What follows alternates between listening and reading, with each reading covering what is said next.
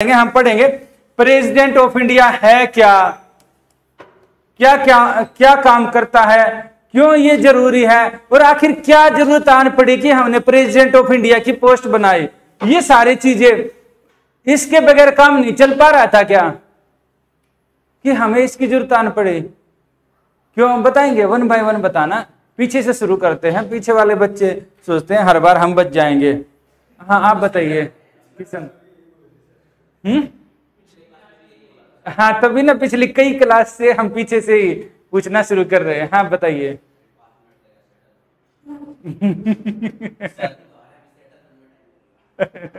Settle होने में आपके बाहरी हैं जो तो यहाँ देश में आए हैं, ठीक है।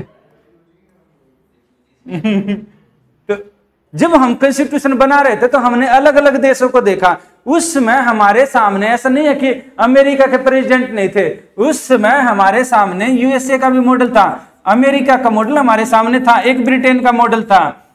ये भी एक विनिंग पावर थी। ऐसा नहीं है अमेरिका उस समय कमजोर था, संसार की सबसे ताकतवर शक्तियों में एक था, क्योंकि यूरोप तो हार गया था। उस समय सिर्फ दो ही चीजें दिखाई दी थी, एक तो यूएसए था और दूसरा था यूएसएसआर। न तो हमने यूएसएसआर का अपनाया मॉडल, न हमने यूएसए का, क्योंकि ये हमारे लिए अनफेमिलियर था। जैसे होता है ना आपके लिए कोई चीज अनफेमिलियर होगी, थोड़ा सा उससे हिचकेंगे। ये हमारे लिए फेमिलियर था क्योंकि इसके बेस पर इलेक्शन हो रहे थे। क्लियर है? तो इसलिए हमने इसका parliamentary system as it is अपना लिया। अब अपना तो लिया इसका एज इट इज, इसमें क्या है, इसमें है मिनिस्टर है, मिनिस्टर के हाथ में है, मिनिस्टर है, मिनिस्टर फिर इनका हेड है पीएम। अब पीएम इनका हेड है, सेम यहां पर क्या है, यहां पर किंग है, किंग या क्वीन है जिसको क्राउन बोला जाता है। ये इनको भेजते हैं, क्यों?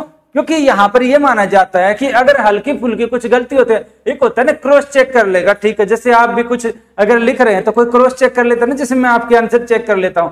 तो यहां पर यह दिया गया है कि ये क्या करते हैं, ये किंग को भेजते थे भाई, वो क्रॉस चेक कर ले, हाँ ठीक ठाक बना है ना तो सिग्नेचर कर दे, उसको लग रहा है कुछ गड़बड़ है तो उसको दोबारा से भेज दे, इतना ही। इससे ज्यादा वहां कोई ये नहीं है कि वो बहुत ज्यादा डिटेल में वो चेक करता है, ये लगभग क्रॉस वेरीफाई करने के लिए रहता है। एक तो ये है, दूसरा ये है कि वहां के किंग और क्वीन को हमें एज इट इज इंडिया में अप्लाई करना था। नीचे वाला सिस्टम तो अप्लाई कर दिया, किंग क्वीन को हम कहां से लेकर आएंगे? अब हम किसी को ये तो नहीं बना सकते कि ठीक है चलिए खोजते हैं 1857 की क्रांति में बहादुर शाह जफर अंतिम जो मुगल बादशाह थे ये थे, अब उनके वंशजों को खोजने लगे, कहां मिलेंगे? कोई नया सिस्टम समझ में आता? हैदराबाद के निजाम काफी बड़े थे, क्या उनको बनाया जाए? बिल्कुल भी नहीं। तो बनाया किसको जाए? अलग अलग राजा महाराजा थे। भारत में 565 के आसपास रियासतें थी, हम किसको बनाए? वो अपनी जो जनता है उसका बहुत ज्यादा एक्सप्लॉयटेशन कर रहे थे। तो हमारे सामने ये हुआ कि आधी चीजें तो हमने अपना ली, उनका पार्लियामेंट्री सिस्टम, पर ये ऊपर वाली पोस्ट नहीं समझ में आ रही थी। तो इसकी जगह हमने किंग क्वीन की जगह हमने क्या लिखा, हमने देखा अमेरिका में क्या होता है, अमेरिका में प्रेसिडेंट के नाम की पोस्ट है, तो वहां से ना प्रेसिडेंट, और बाकी जगह भी हमने देखा। हमने क्या किया, हेड ऑफ द स्टेट किसको बना दिया, फिर हमने बना दिया प्रेसिडेंट को। ये औपचारिक भले ही फॉर्मल है, फॉर्मल ये रहेगा किंग और क्वीन की तरह, ब्रिटेन के किंग है या क्वीन है इसकी तरह रहेगा। पावर रहेगी पीएम और काउंसिल ऑफ मिनिस्टर के अंदर, मैन रहेगी काउंसिल ऑफ मिनिस्टर के अंदर।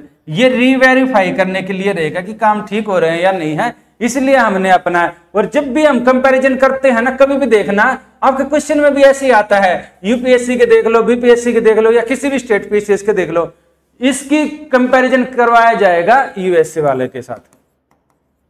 कुछ केस में इसका कंपैरिजन करवा लिया जाएगा ब्रिटेन के साथ, ब्रिटेन के किंग क्वीन की तरह है या नहीं है? नहीं है, बिल्कुल नहीं है, क्योंकि हमने एक ऊपर की पोस्ट चाहिए थी। अब ऊपर की पोस्ट हम कहां से लेकर आए? ऊपर की पोस्ट क्योंकि ब्रिटेन में भी थी, उस पोस्ट को क्या किया हमने देखा अमेरिका में, क्यों? अमेरिका भी कॉलोनी था, उसने भी अपना कॉन्स्टिट्यूशन बनाया, तो हमने उसकी पोस्ट, उसके टाइप की पोस्ट रख ली, पर पावर उसकी नहीं दी है। पावर हमने इसके पास ही रखी है, पावर इसके पास रख दी, और वो पोस्ट रख दी ना, हमने क्या हुआ, हम उसके इलेक्शन करेंगे।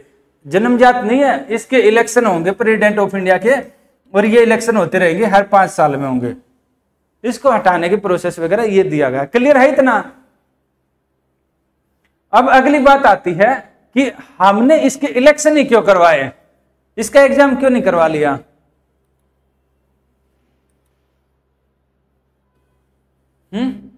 एग्जाम भी तो करवा सकते थे। जब आपने उस पोस्ट में ज्यादा पावर ही नहीं दी, उसको रीवेरीफाई करने के लिए, ठीक है गार्जियन बिल्कुल बोल दिया जाता है, पर रियल में गार्जियन होती है, सुप्रीम कोर्ट होता है, जुडिशरी होती है। पर आप ये बताना, जब आपने पावर नहीं दी तो उसका एग्जाम भी तो करवा सकते थे, आपने इलेक्शन क्यों करवाया। हाँ यूएस में इलेक्शन होता था, पर हम तो उसको चेंज कर सकते थे, हम चाहते तो। यूएस में तो उसको ज्यादा पावर दी, हमने तो ज्यादा पावर नहीं दी, तो हम उसका जब इलेक्शन की बजाय हम उसका सिलेक्शन कर देते, जैसे आपका हो रहा है। आप ज्यादा समझदार है या प्रेसिडेंट ऑफ इंडिया।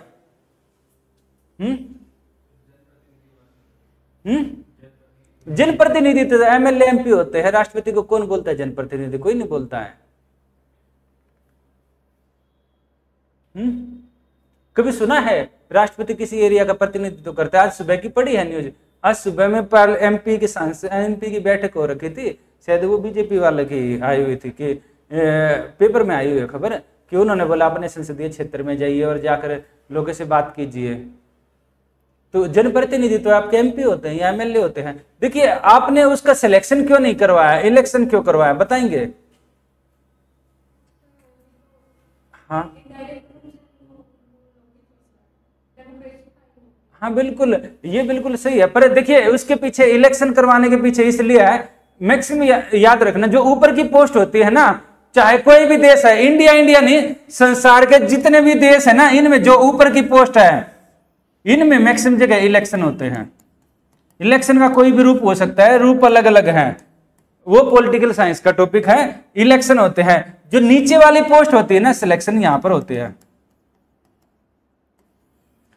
सिलेक्शन यहां होते हैं। कभी किसी राजा के आपने इलेक्शन होते देखा है, वो लड़का है तो उसका लड़का राजा था, उसका लड़का राजा था। ऊपर वाली पोस्ट, इवन ब्यूरोक्रेसी में जो टॉप की पोस्ट होती है ना, जैसे आप ज्वाइंट सेक्रेटरी से ऊपर वाली पोस्ट पर जाएंगे, सेक्रेटरी पोस्ट पर चले गए, या फिर आप चीफ सेक्रेटरी बनेंगे। जैसे मान लो चीफ सेक्रेटरी बनते हैं, चीफ सेक्रेटरी, सेक्रेटरियों का मुखिया, जैसे अलग अलग सेक्रेटरी हैं, जैसे पीएम होता है ना, पीएम अलग अलग मिनिस्टर का मुखिया होता है, तो जो चीफ सेक्रेटरी होता है ना, उसके लिए कोई एग्जाम नहीं होता है, उसके लिए सीनियरिटी बेस होता है चीफ सेक्रेटरी।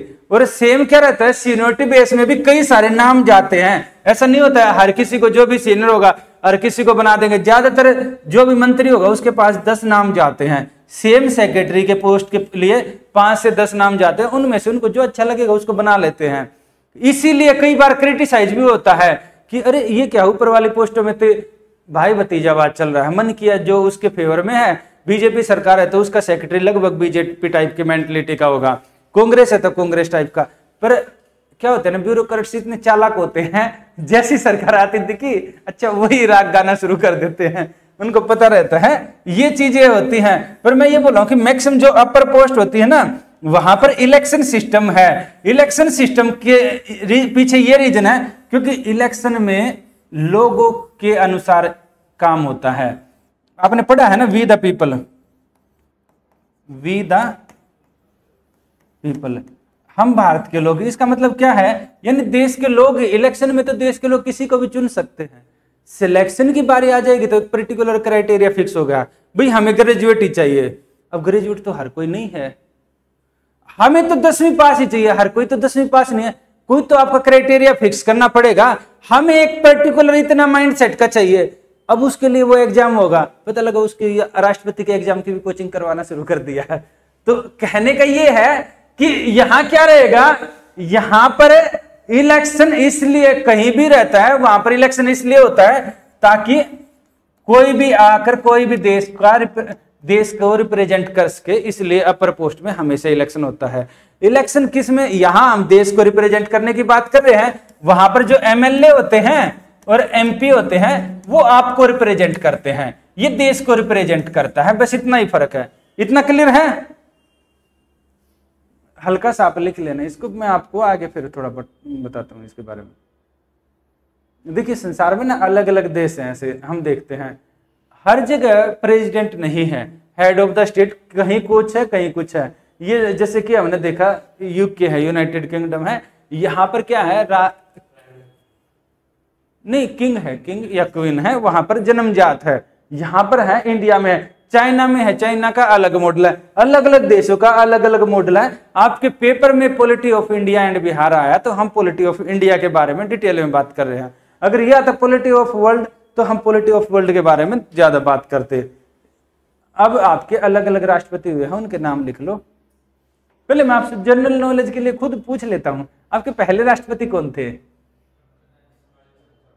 ठीक है, कहां से थे? ठीक है, पूछा हुआ है, उनमें किस गांव से थे? ठीक है, डिस्ट्रिक्ट श्योर है? अच्छा, आपका तो गांव है ना, आपका डिस्ट्रिक्ट है। क्या है? अच्छा, लॉक किया जाए, ठीक है। ठीक है, आपके सेकंड प्रेसिडेंट ऑफ इंडिया कौन थे? ठीक है, थर्ड? चलिए कोई बात नहीं, इधर से पूछना शुरू कर देता है। फिलहाल देश के प्रेसिडेंट ऑफ इंडिया कौन है? ठीक है, इनसे पहले उन्होंने एक कमेटी के अभी चेयरमैनशिप की, काफी न्यूज में रही थी, कौन सी कमेटी है? वन नेशन वन इलेक्शन, एक राष्ट्र एक चुनाव को लेकर काफी चर्चा में रहे थे कुछ समय पहले। इससे पहले कौन थे?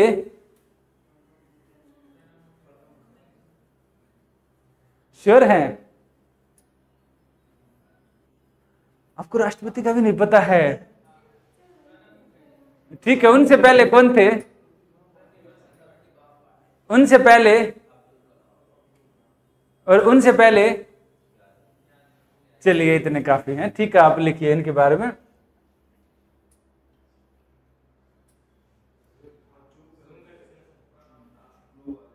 इनका टाइम लिखते जाना आप।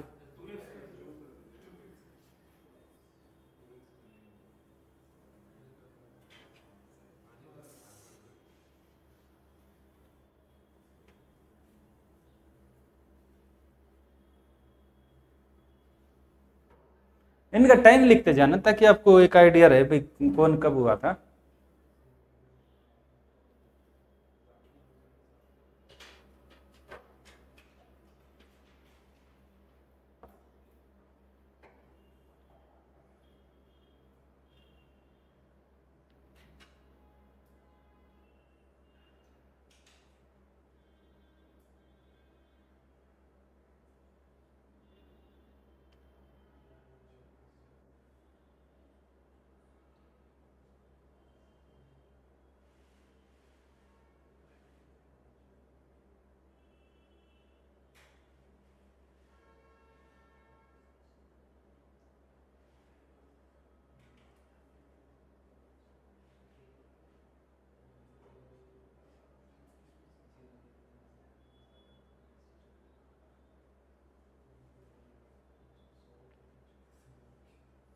अच्छा, रामनाथ कोविंद इससे पहले कहाँ के गवर्नर थे, कोई बताएगा?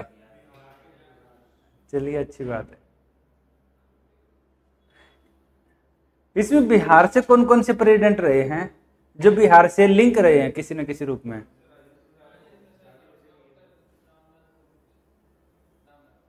सिर्फ दो ही? ठीक है,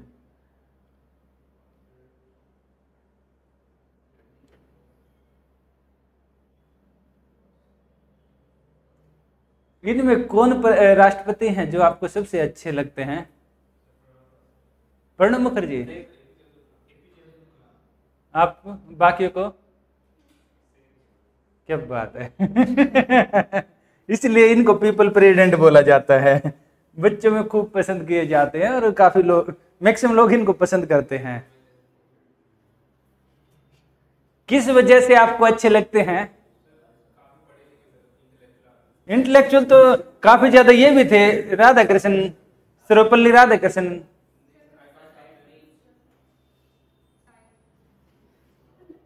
ठीक है,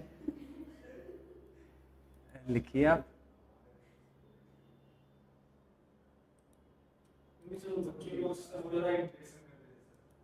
हाँ, अब इनके बारे में वन बाय वन बात करते हैं।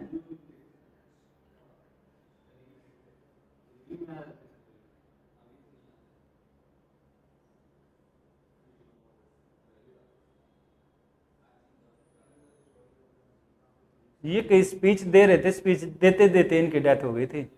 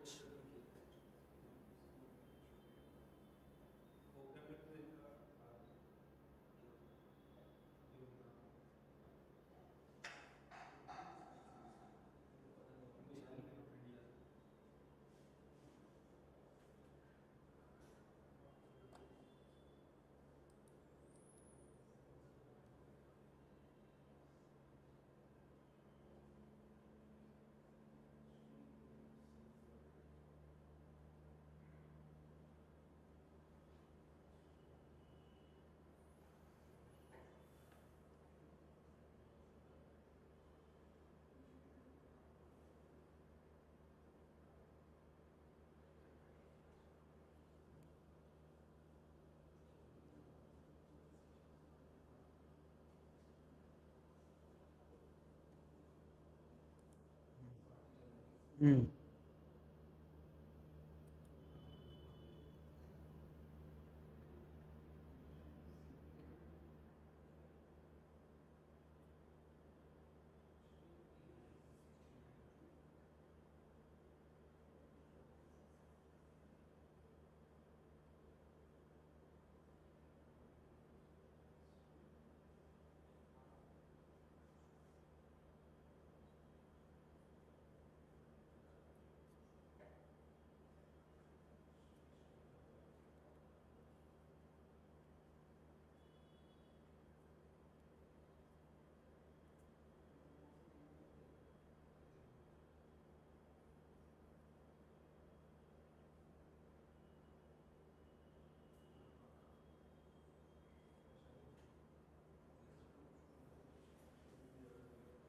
लिख लिया।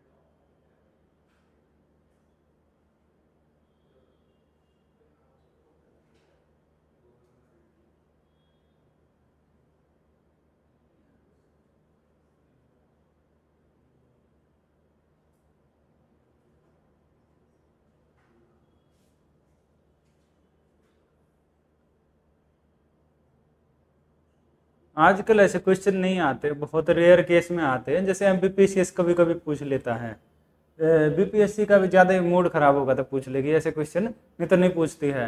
पहले आते थे कि कौन सा किस टाइम पर आया, ये आपको अंडरस्टैंडिंग के लिए मैं लिखवा रहा हूँ। अगर पूछ लिया जाए तो ठीक है, आपके पास कंटेंट होना चाहिए, नहीं तो अगर आप इसको नहीं देखेंगे ना तो अंडरस्टैंडिंग नहीं डेवलप हो पाएगी। आप इसको फोटो खींचना चाहे तो खींच सकते हैं, शायद ये आपकी क्लास आपकी एनसीईआरटी से लेकर बाकी किताब में नहीं मिलेगा। आप बिल्कुल इसका फोटो खींच लें। प्राइम मिनिस्टर का तो मिल रहा था, ये नहीं मिलेगा।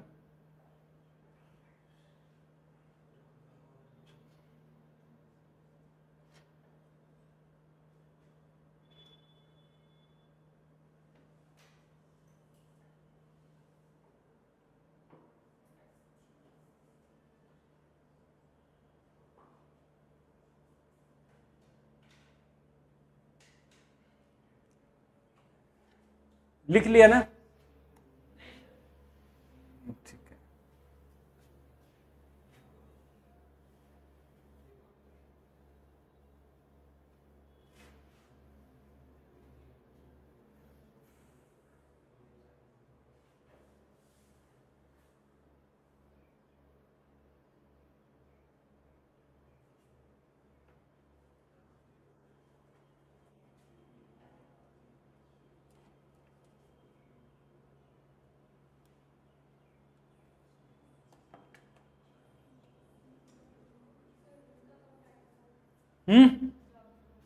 आप बताइए, ये तो जी के का है, आप बताइए इनका कब से कब तक कार्यकाल है?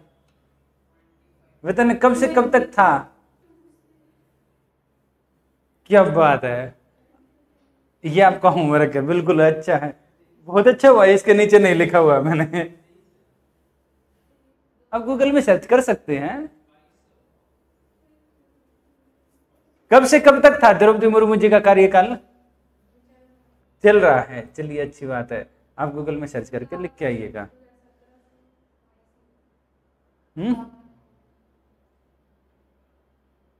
हाँ तो फिर लिखिए ना आप, कब से कब तक है,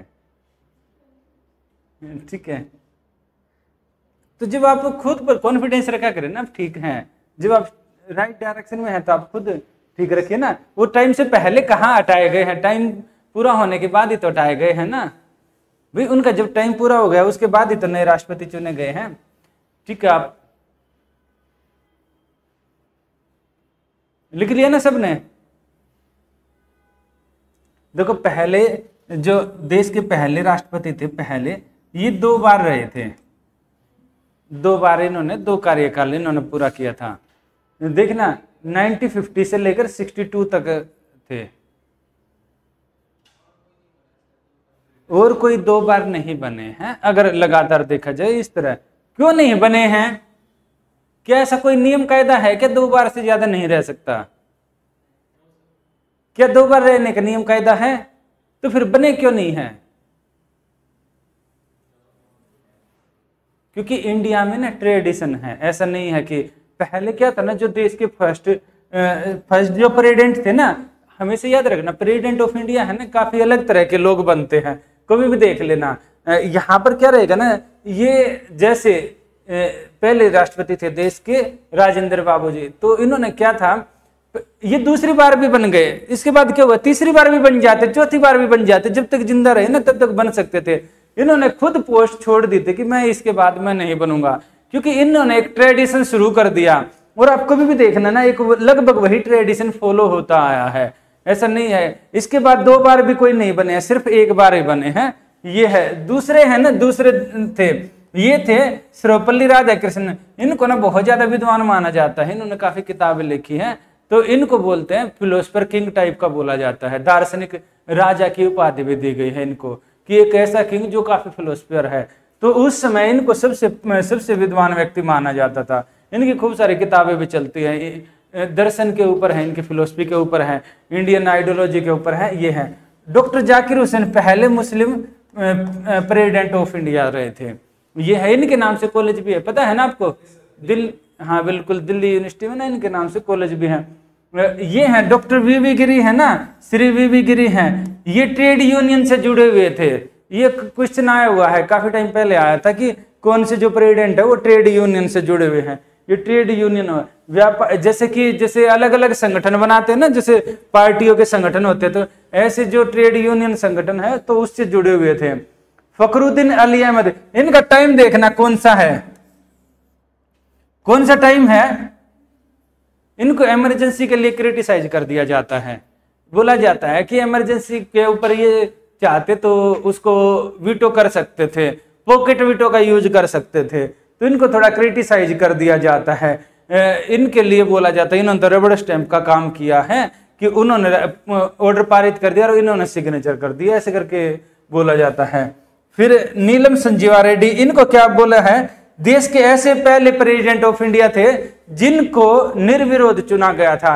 इनके खिलाफ किसी ने भी, जैसे अभी कॉन्टेस्टेंट होते हैं ना, किसी ने भी इनके खिलाफ नहीं खड़े हुए, सब ने बोला हाँ ठीक है, हम इसको सर्वसम्मति से चुनते हैं। ये पहले ऐसे प्रेसिडेंट ऑफ इंडिया थे। लिखते जाइए, जो मैं बता रहा हूँ ना, ये क्वेश्चन पूछे गए हैं, मैं वही बता रहा हूँ कि अलग अलग आयोग में पूछे हुए हैं, कुछ नहीं पूछे हैं तो पूछे जा सकते हैं, क्योंकि उनको अलग अलग नामों की उपमा दी जाती है।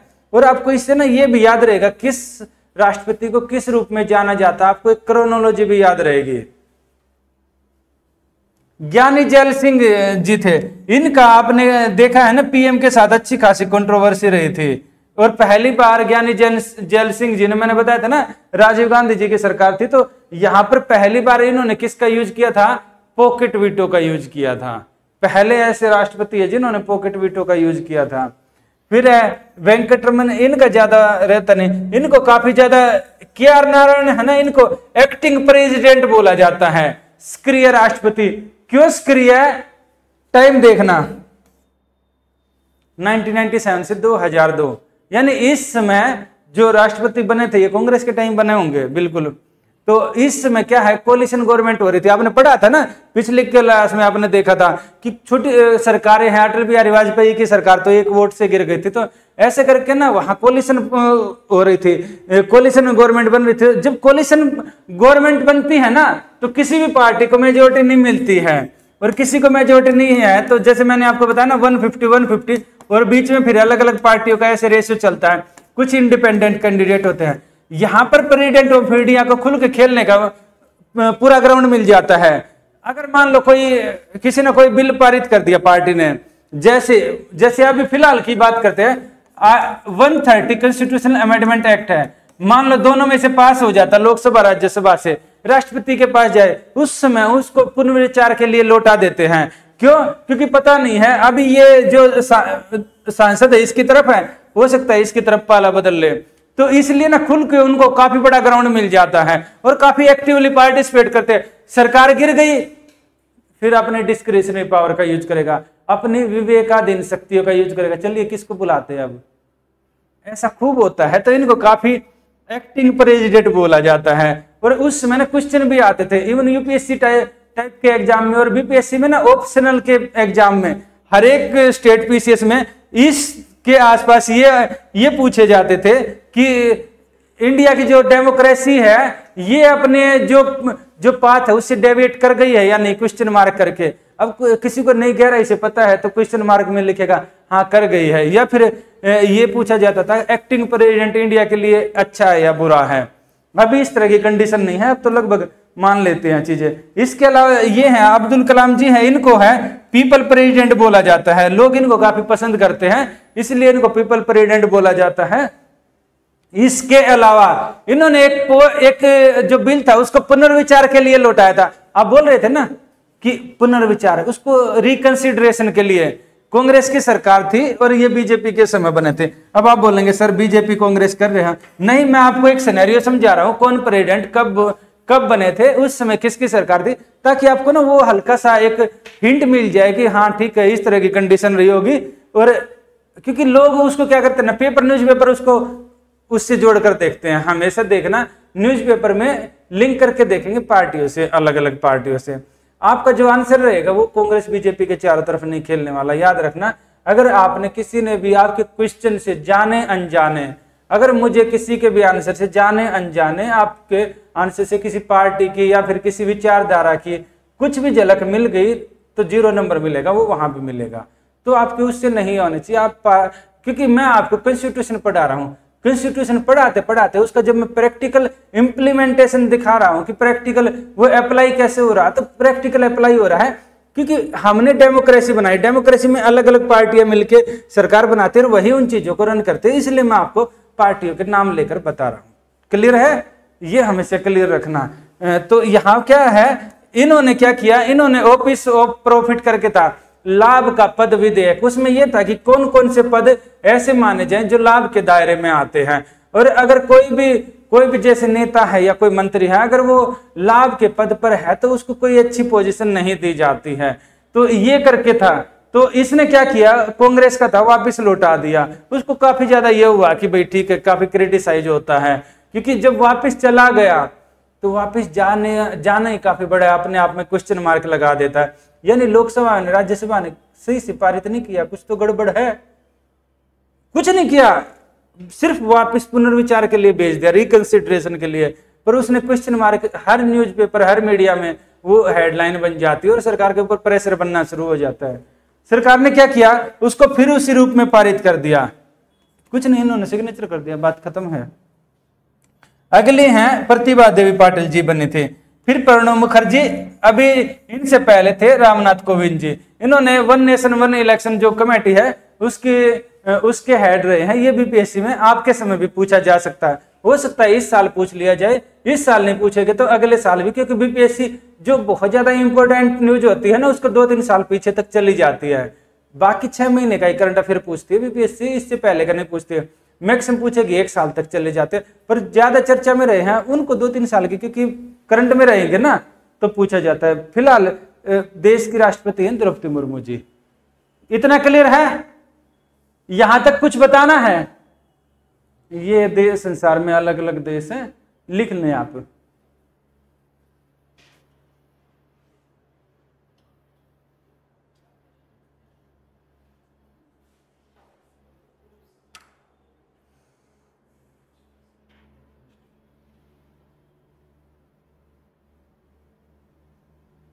इसको फर्स्ट सिटीजन ऑफ इंडिया भी बोला जाता है।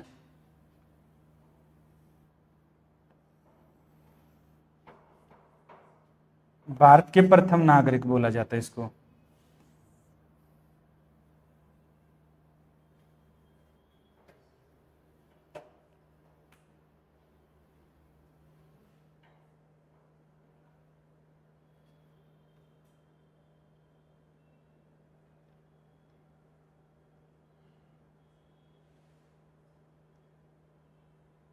अच्छा, नीचे जो मैं लिखवाऊंगा ना वो आर्टिकल ना रिपीट होंगे, उनकी सिर्फ एक एक लाइन लिखना, क्योंकि एक आर्टिकल को आप कितने बार लिखेंगे। नेक्स्ट वाले स्लाइड में ना जो लिखवाऊंगा, ये वाला तो लिख लो, आप पूरा लिख लो, आपको पता लग जाए।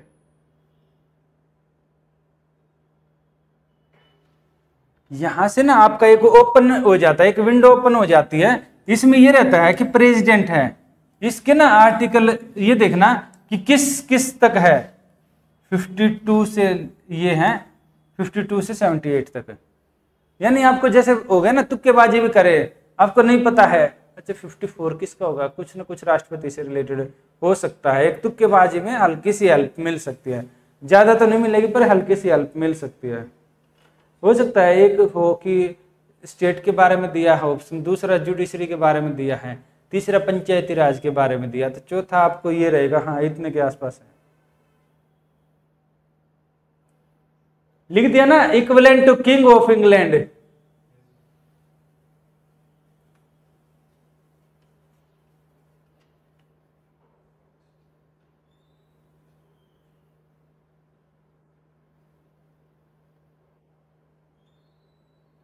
आप में से कोई गया है राष्ट्रपति भवन? वैसे खुला हुआ है फिलहाल, उसका मुगल गार्डन है, तो अगर कोई घूमना चाहे तो घूम कर आ सकता है।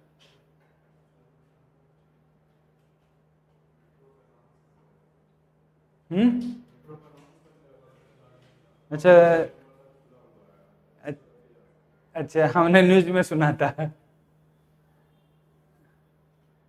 अगर आपको कभी न्यूज सुननी हो ना तो डेली सुना करो, आपको बताता हूँ। AIR की न्यूज आती है, डेली सुना करो, शाम को 3 बार आते हैं दिन में, मॉर्निंग, आफ्टरनून और इवनिंग।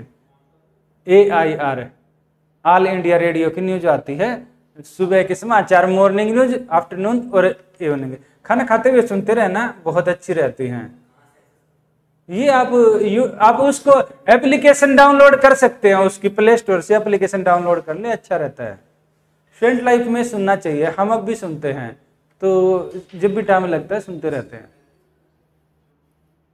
और उसका सबसे अच्छा ये है कि आप बताए ना, खाना खा रहे हैं, कहीं जा रहे हैं, आते जाते सुन सकते हैं। जैसे आप मेट्रो से जा रहे हैं, कुछ नहीं, उसको आपने लगा दिया न्यूज को, 15 मिनट की आती है या 20 मिनट की, काफी डिटेल में मैंने न्यूज का पता लग जाएगा।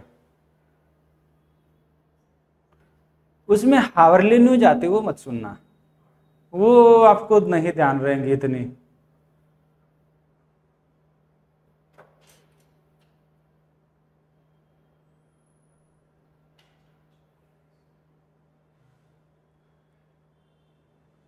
देखना है तो सनसेट टीवी देखिए, और सुनना है तो ये न्यूज सुनिए, यही 2 आपके काम के हैं।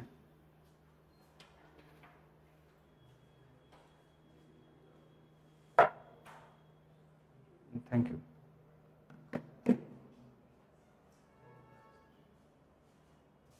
पानी ले आना।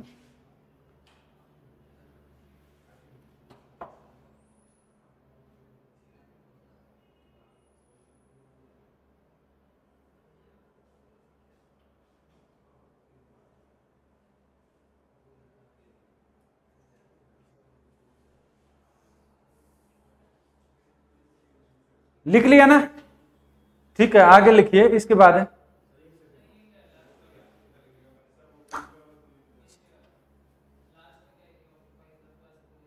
he is the first citizen of India and act as the symbol of unity, integrity and solidarity of nation। हाँ, देश की एकता का प्रतीक है।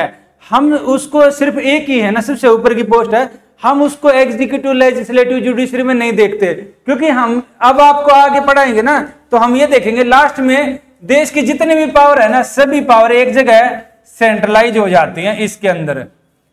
इसीलिए हमने इसको नॉमिनल हेड बनाया, याद रखना। इसी के अंदर तीनों पावर इकट्ठी हो जाती हैं, ऐसे सिर्फ एक ही पोजीशन है देश में। मैं आपको पढ़ा रहा हूं ना शुरू से, गवर्नमेंट की क्या होता है, लेजिस्लेटिव, एग्जीक्यूटिव, जुडिशरी, ये है जो तीनों पावर है, तीनों के तीनों इसके अंदर इकट्ठी हो जाती है। और यही रीजन है कि हमने इसको फॉर्मल हेड बनाया। हाँ, ये देश का पहले व्यक्ति हैं, इनसे ऊपर कोई पोस्ट नहीं है।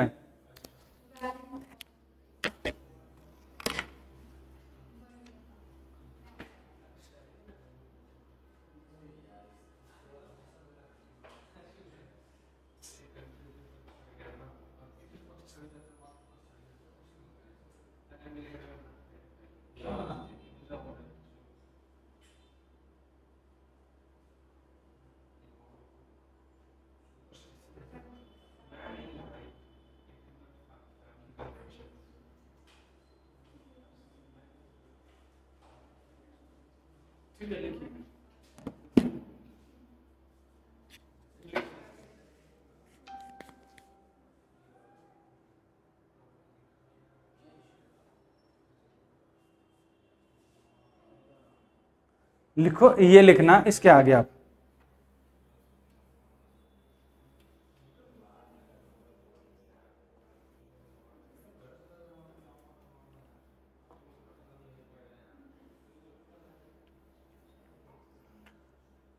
कई बार पूछ लेते हैं देश का प्रथम नागरिक कौन है, फर्स्ट सिटीजन ऑफ इंडिया कौन है, प्रेसिडेंट ऑफ इंडिया।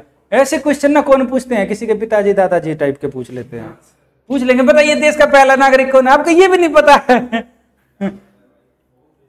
आप ये पूछना है कि देश का तीसरा नागरिक कौन है, फिर उनसे ये आप देखना आपकी किताब में होगा, पहला राष्ट्रपति, दूसरा उपराष्ट्रपति, तीसरा रहता है। आप देखना प्राइम मिनिस्टर होता है या कौन होता है वो आप देखना, या सुप्रीम कोर्ट के जज होते हैं, वो वरीयता क्रम होता है, बताइए ना। अगर आपने उनसे ज्यादा पूछ लिया तो आपको डांट भी देंगे।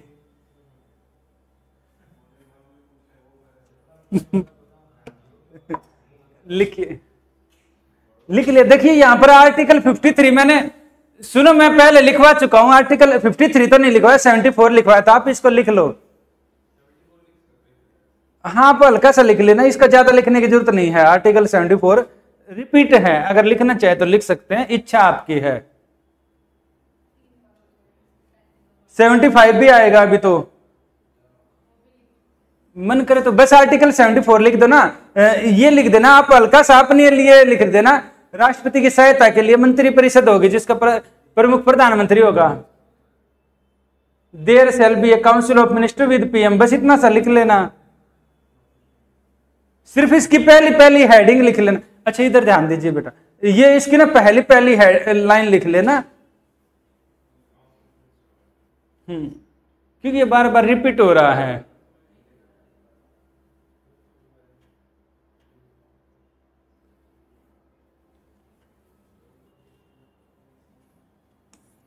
देखिए यहां पर आर्टिकल 53 बोल रहा है यूनियन की जो है ना एग्जीक्यूटिव पावर है, ये प्रेसिडेंट ऑफ इंडिया में होगी। ये आपसे क्वेश्चन भी पूछा जाता है, अलग अलग आयोग में, यूपीएससी, बीपीएससी, कईयों में पूछा जा चुका है कि हेड ऑफ द स्टेट कौन है। इसको इस तरह पूछा गया है, हेड ऑफ द गवर्नमेंट कौन है, हेड ऑफ द स्टेट कौन है, ये बिल्कुल पूछा गया है। और स्टूडेंट जिनको नहीं पता होता है वो पीएम लगाकर आते हैं। आपको ये ध्यान रखना है, यहां पर हेड ऑफ द स्टेट है प्रेसिडेंट ऑफ इंडिया। आर्टिकल 53 यही बोल रहा है। और ये कैसा है, इससे ऊपर दिया हुआ भी नॉमिनल है, नाम मात्र का है, बस ठीक है। हाँ, हमने एक पोस्ट बनानी थी, बना दी, ये इस तरह का है।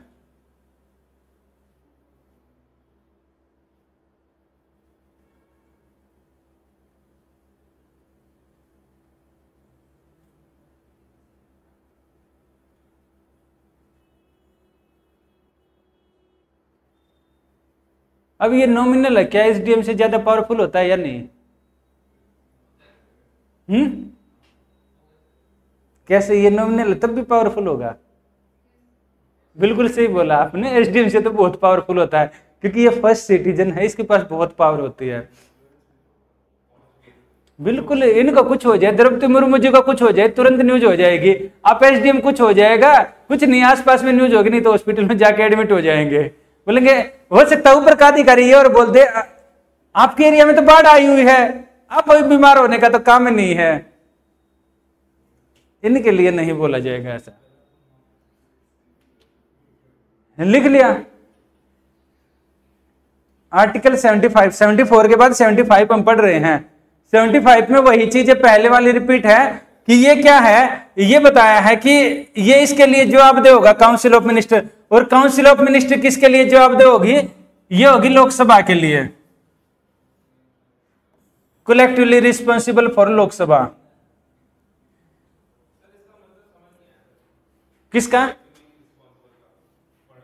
अच्छा, कलेक्टिवली ये है, देखिए हमने बोला जो मिनिस्टर होता है, मिनिस्टर है यानी कि मंत्री है, जितने भी जो भी 272 मेंबर हैं, इसको ना यहां से आप देख सकते हैं कि सरकार कैसे बनती है। 272 जिस भी पार्टी के सांसद जीत कर आएंगे, एमपी, वे अपने में से एक लीडर को, एक अपने में से किसी भी एक को लीडर चुनेंगे। इतना क्लियर है ना? और उस लीडर को बोला जाएगा प्राइम मिनिस्टर। और ये प्राइम मिनिस्टर अब काम कैसे करेंगे? अकेले तो इतने काम कर नहीं सकते, देश तो काफी बड़ा है, इनको काम करने के लिए लोग चाहिए। तो उन अलग अलग लोगों को, क्योंकि सबसे ऊपर वाली पोजीशन में रहते हैं, तो उन लोगों के लिए हमने स्पेसिफिक पोस्ट का नाम रख दिया, इनको बोला गया मिनिस्टर। तो इसको काम करने के लिए खूब सारे लोग चाहिए और उन का नाम रख दिया मिनिस्टर। हो सकता है कोई सरकार इसका नाम कुछ और रख दे, मिनिस्टर सिर्फ पोस्ट का नाम रख दिया, भाई काम करने के लिए लोग चाहिए और ये लोग है मिनिस्टर। अब इन लोगों को अपॉइंटमेंट कैसे करेंगे? ये एक तो ये है कि सीधे के सीधे अपॉइंट कर दें, तो ये क्या करेंगे? क्योंकि हमने एक पोजीशन बना दी देश की सबसे ऊपर वाली, प्रेसिडेंट ऑफ इंडिया, तो क्यों नहीं ये खुद अपॉइंट करके, अपना खुद ने अपॉइंट करके इनसे, इनको बोले कि जैसे ये पिताजी हैं और पिताजी बोले कि अच्छा ठीक है, हमें ना घर में काम करने के लिए कई सारे लोग चाहिए, चलो दादाजी के नाम से अपॉइंट करते हैं, भाई दादाजी की चलती है घर में या दादाजी की चलती है। तो सेम क्या रहेगा, अब इन्होंने दादा या दादी को बोला तो इन्होंने जिस जिसका नाम दिया इन सबको अपॉइंट करते गए, ताकि ये इनके बच्चे की हेल्प कर सके काम करने में। क्लियर है? डायरेक्टली पीएम इसलिए नहीं करते क्योंकि अभी तो मैंने बताया ना, हमने पार्लियामेंट्री सिस्टम लिया है, और पार्लियामेंट्री सिस्टम में क्या रहता है, पावर तो प्रेसिडेंट पीएम के पास रहेगी, पर उसके ऊपर एक नॉमिनल हेड होता है। जैसे आपके घर की तरह मान सकते हैं, आपके घर में दादा दादी की ज्यादा चलती है, मम्मी पापा की? अच्छा ये बताना, दादा दादी की चलती है, आप खुद बताना, दादा दादी की ज्यादा चलती है मम्मी पापा की? अगर दादा दादी ये बोल रहे हैं, आपके दादाजी, मैं मानता हूं एग्जाम्पल, दादाजी हैं, बुजुर्ग है, वो ये बोल रहे हैं कि बच्चे को तो बीपीएससी का एग्जाम नहीं देना है, और मम्मी या पापा बोलते हैं नहीं बीपीएससी का एग्जाम तो हम दिलवाएंगे, तब क्या होगा? क्या रहेगा आप बताना, आपके घर में क्या रहेगा? रुकिए, वन बान क्या रहेगा आपके नहीं, अगर होते तो उनका क्या? मम्मी पापा बोले हमें तो पेपर करवाना है, हमें तो पढ़ाना है बच्चे को, वो बोले नहीं पढ़ाना, ये तो बुढ़ापे में हमारी सेवा करेंगे।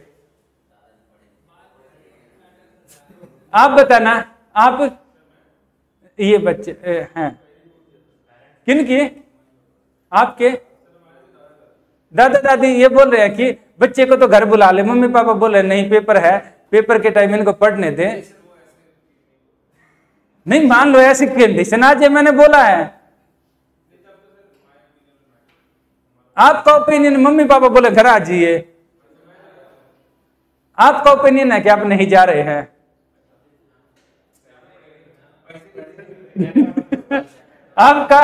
आपके घर में मम्मी पापा बोल रहे हैं पढ़िए, दादा दादी बोल रहे हैं नहीं पढ़ना। नहीं, अगर मान लो वो बोलते हैं नहीं पढ़िए, बोले बीपीएससी का एग्जाम नहीं देना है और मम्मी पापा बोल रहे हैं देना है, तो किसकी चलेगी?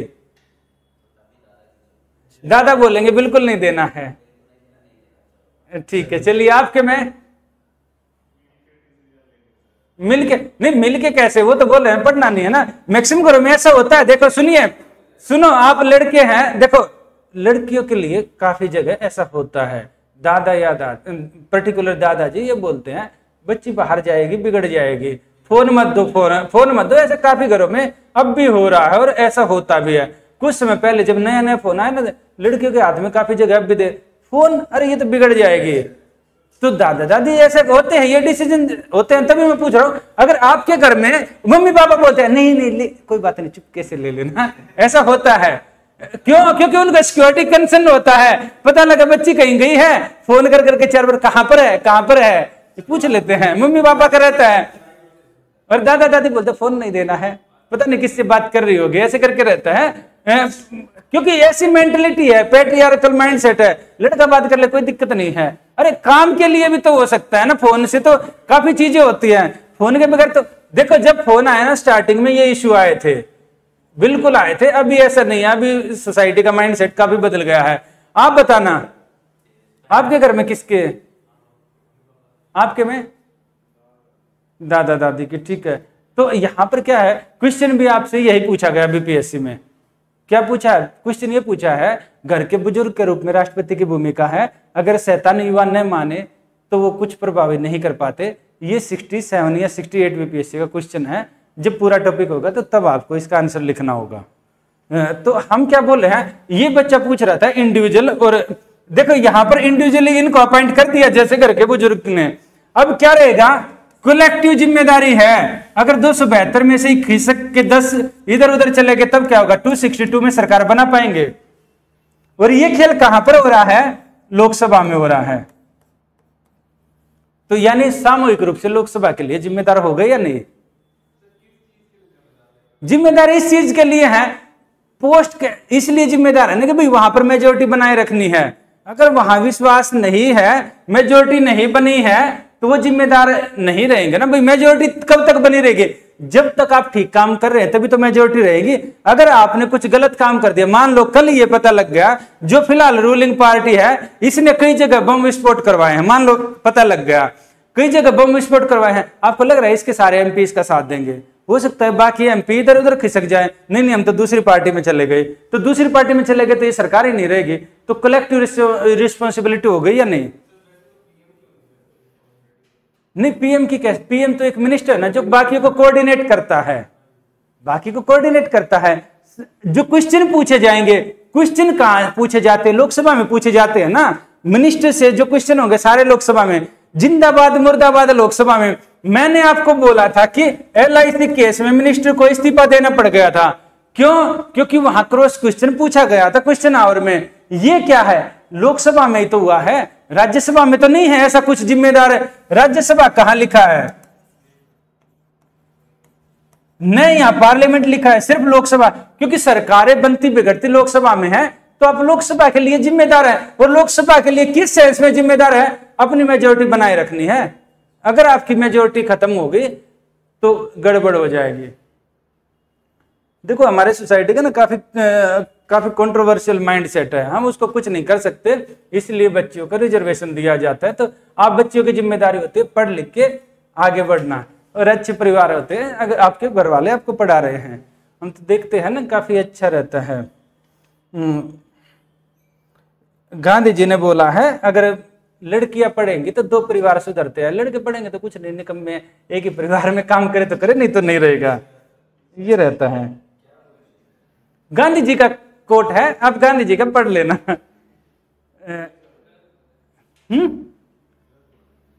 नहीं, ये है सोसाइटी में, वो अपने परिवार को भी सुधारती है, जहां जाते हैं वहां भी सुधारती है। गांधी जी का ये माइंडसेट था। ठीक है, चलिए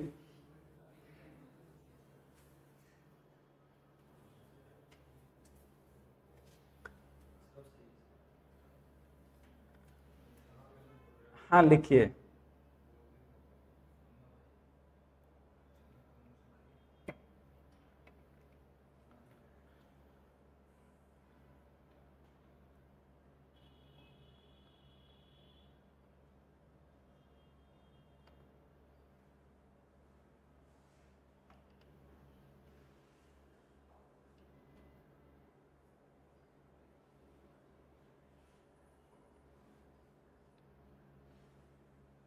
देखो इसको तो आपका मन करे तो आप लिखिए, नहीं तो मत लिखिए। 75 आपको पहले लिखवा चुका हूं। 42, अच्छा देखिए यहां पर क्या हुआ था ना, ये इमरजेंसी के समय आया था। मैं आपको इसका हल्का सा बताता हूं। ये 42 में क्या था, इमरजेंसी के समय आया था। और यहां पर क्या हुआ, ये इसलिए कंट्रोवर्शियल भी रहा था, इसलिए इसमें चेंज किया गया। इसमें क्या किया गया था, इसमें यह बोला गया कि जो यहां पर जो काउंसिल ऑफ मिनिस्टर होगी, ये क्या होगा, जिसका हेड पीएम होगा, ये उससे बंधा हुआ है, यानी इसको वही काम करना पड़ेगा जो काउंसिल ऑफ मिनिस्टर या पीएम बोलते हैं। अगर ये बोलते हैं आप छत से कूद के मर जाइए, तो क्या मर जाएंगे? ये तो 42 में तो यही लिखा है, यही लिखा है या नहीं? यहां पर ये बोल रहे हैं कि 42 संविधान का पहले क्या था, आप पहले लिख लो, लिख लिया या नहीं? इधर ध्यान दीजिए। अब देखो यहां ना कुछ कंट्रोवर्सी, आप ध्यान दीजिए। आपका आर्टिकल 53 क्या बोलता है, संविधान, हम क्योंकि संविधान पढ़ रहे तो संविधान का अनुच्छेद 53 बोल रहा है कि देश का हेड होगा राष्ट्रपति, जो कि नॉमिनल हेड होगा, औपचारिक होगा, पावर इसके पास नहीं रहेगी। जो 74 है ये क्या बोलता है, जो राष्ट्रपति हैं ये प्रधानमंत्री की सलाह पर काम करेंगे। ये है 1949 की सिनेरियो। 26 नवंबर 1949 को जो देश का संविधान बना था और 26 जनवरी को लागू हुआ, ये उस समय की बात है। 1950 के आसपास तक ये कंडीशन थी। क्लियर है? अब ये बोला है कि राष्ट्रपति प्रधानमंत्री की सलाह के अनुसार काम करेंगे। There shall be council of minister with PM at the head and advise the president who shall exercise his function and according with such advice. जो उनकी सलाह के अनुसार काम करेंगे। नहीं करेंगे तो क्या होगा?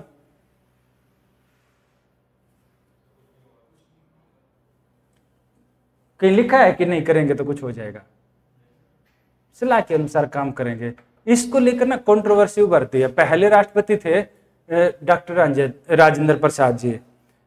उस समय सोमनाथ मंदिर का नाम सुना है किसी ने? बिल्कुल। तो क्या राष्ट्रपति को, हमारा कैसा देश है, सेकुलर कंट्री है, क्या किसी धर्म को प्राथमिकता देता है? तो राष्ट्रपति चाह रहे थे कि मंदिर का बोल रहे थे उसका पुनरुद्धार किया जा रहा है। लंबे समय से पहला जो अटैक हुआ था ये माना गया है कि सोमनाथ मंदिर पर हुआ। बोले कि ठीक है अब देश आजाद हो गया तो हम इसका पुनरुद्धार करते हैं, मंदिर को फिर सारी चीजें वो करके उसको ठीक ठाक करते हैं। तो वहां पर गुजरात में प्रेसिडेंट ऑफ इंडिया को इनविटेशन आया, भाई ठीक है आप आइए। तो यहाँ पर ये बोल रहे थे कि हम तो जाएंगे। उस समय का यही था, पेपरों में आप पढ़ेंगे ना, पुराने आर्काइव में उठाकर देखेंगे तो काफी उस समय भी चर्चा रही थी। तो ये बोले कि राष्ट्रपति बोले राजेंद्र प्रसाद जी कि हम तो जाएंगे। प्राइम मिनिस्टर चाह रहे थे कि ये न जाए। बोले हमारा देश सेकुलर कंट्री है और हेड ऑफ द स्टेट किसी धर्म के लिए जाएगा तो ये मैसेज गलत पास ऑन होगा। बोले हम तो जाएंगे। वो बोले नहीं जाएंगे। अब बताइए क्या करना चाहिए? सेम कंडीशन दूसरी बार हुई। इस बार बातें बदल गई। इस बार क्या था, पीएम को लेकर था। पीएम को बोला गया कि इनको अयोध्या जाना चाहिए राम मंदिर के लिए या नहीं जाना चाहिए। मुद्दे रिपीट हो कर आते हैं, जो मैं आपको इसलिए कोर कंसेप्ट समझाता हूं, किसी न किसी रूप में आपको फिर मिलेगा। यही आपका हो सकता है व्यक्तिगत रूप में आपको एसडीएम जब बनेंगे तो बोलेंगे तो आप तो मंदिर या मस्जिद में नहीं जाना चाहिए। तो मैंने ये बोला कि क्या इनको ये अच्छा लगता है कि देश के राष्ट्रपति किसी हिंदू धर्म के किसी मंदिर में जाएं गुजरात में पुनरुद्धार के कार्यक्रम में? आप बताएंगे?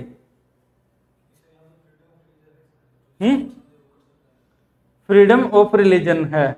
तो वो बोल रहे हैं कि भाई आपकी एक जिम्मेदारी भी तो है ना। बोले कि फिर तो ये हो गया ना, फिर तो आप बोल रहे हैं कि हिंदुओं का देश है तो फिर तो यही हो जाएगा ना। अब हिंदू धर्म के देखो मैक्सिमम जो लीडर रहे हैं वो हिंदू हैं, फिर तो ये कंट्रोवर्सी शुरू हो जाएगी। आप हिंदुओं को ही ज्यादा वो कर रहे हैं। अच्छा जाना चाहिए। आप बताएंगे कोई और? इससे कौन कौन एग्री है जाना चाहिए? ठीक है। तो वो जाना चाह रहे थे, फिर लाल बहादुर शास्त्री जी क्यों उनके अगेंस्ट थे? अगर ये बात है तो वो बोल रहे थे कि नहीं जाना चाहिए। बोले सेकुलर कंट्री है, सेकुलर कंट्री में फिर जाने का क्या है? फिर सेकुलर कितने यही कंट्रोवर्सी आई थी दोनों के बीच में उभर के। लास्ट में क्या हुआ था, लास्ट में वो चले गए थे। हाँ चले गए थे, उन्होंने क्या किया था, उन्होंने मान लिया था, पर ये बात हुई थी कि नहीं जाना चाहिए, तो ये बात हुई थी। बोले कि आपकी पोस्ट, फिर उन्होंने बोला हम तो व्यक्तिगत रूप से जा रहे हैं, बात यही आई।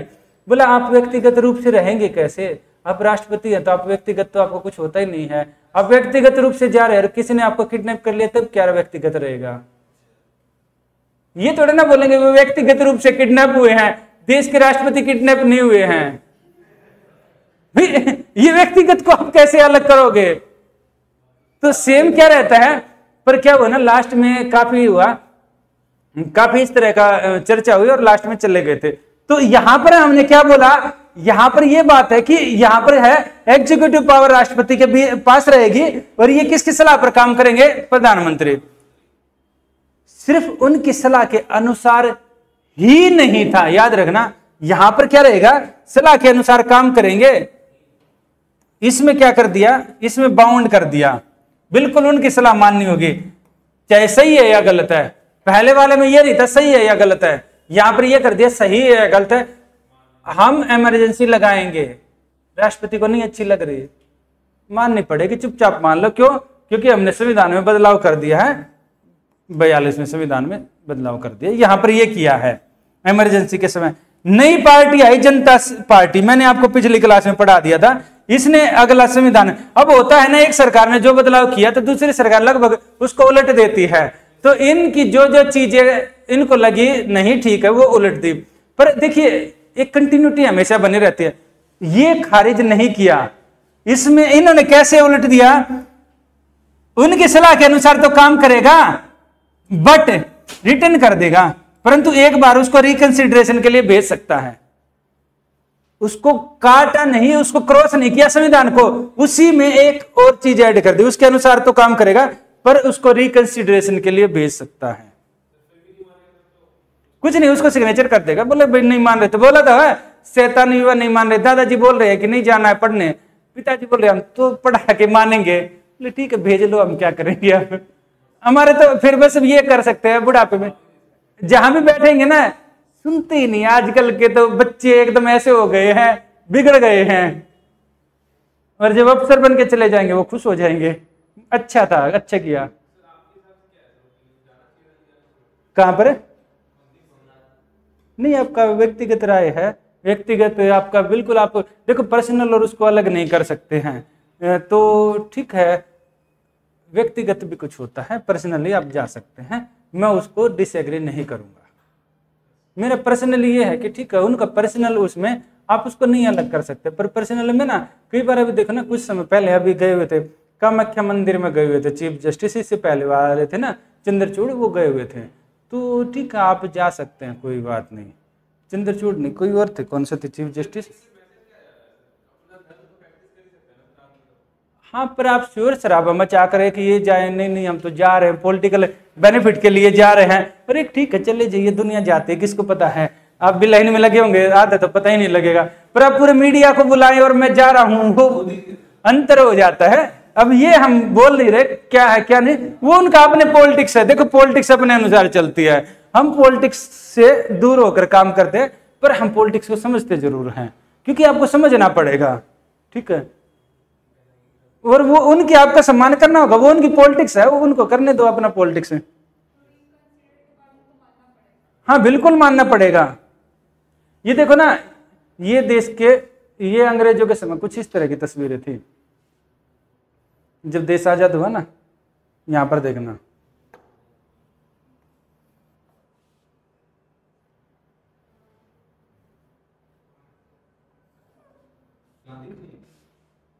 नहीं ये देखो, ये झंडा ये हट रहा ब्रिटेन का, जो मैंने बोला ना कि वहां से पोस्ट ली गई है, देखिए पहले ना ऐसी थी,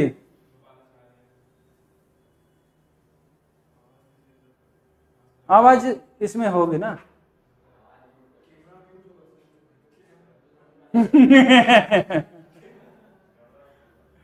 ठीक है, हम पूछ रहे थे आज सर से, बोले थे बहुत तेज आवाज हो जाती है,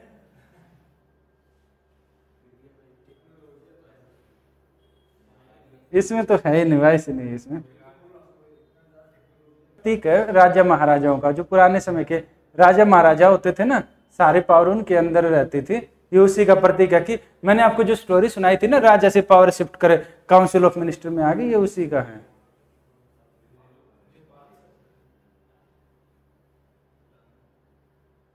ये राजेंद्र प्रसाद जी हैं।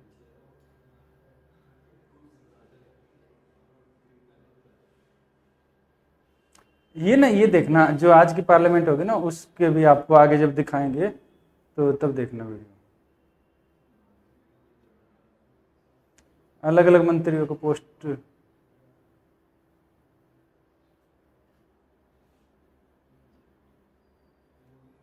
ये बग्घी की कंटिन्यूटी आपको अब भी दिखाई देगी। बग्घी और ये घुड़सवार है, जैसे राजा के पर्सनल अंगरक्षक होते थे, ये कुछ इसी तरह का है।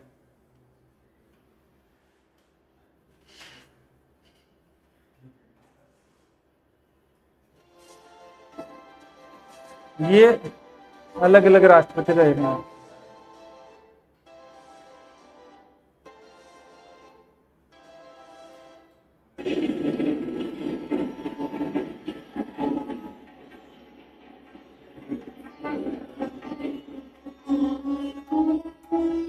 आज के बिहार में जीरादेई अभी भी एक छोटा सा स्टेशन है, लेकिन यहाँ के लोग शान से अपने सपूत को याद करते हैं, जिसने जीरादेई को बहुत बड़ा बना दिया है। गांव के इस घर में राजेंद्र प्रसाद का जन्म हुआ। पिता बाबू महादेव प्रसाद खुद भी बड़े विद्वान थे, लिहाजा राजेंद्र प्रसाद को पर्शियन, उर्दू, हिंदी और अंक। राजेंद्र प्रसाद जी से खूब क्वेश्चन आते हैं, या तो हिस्ट्री में या पॉलिटी में, किसी न किसी में, क्योंकि बिहार से काफी फेमस की जिम्मेदारी गांव के मौलवी जी को सौंपी गई। इसके बाद छपरा में पढ़ाई। शुरुआत में शिक्षक के तौर पर काम किया, लेकिन दिल कानून पढ़ना चाहता था। राजेंद्र बाबू कोलकाता के प्रेसिडेंसी कॉलेज पहुंचे और कानून में डॉक्टरेट की डिग्री गोल्ड मेडल के साथ पूरी की। 97 साल पहले के भारत में ये डिग्री कुछ लोगों के पास ही होती थी।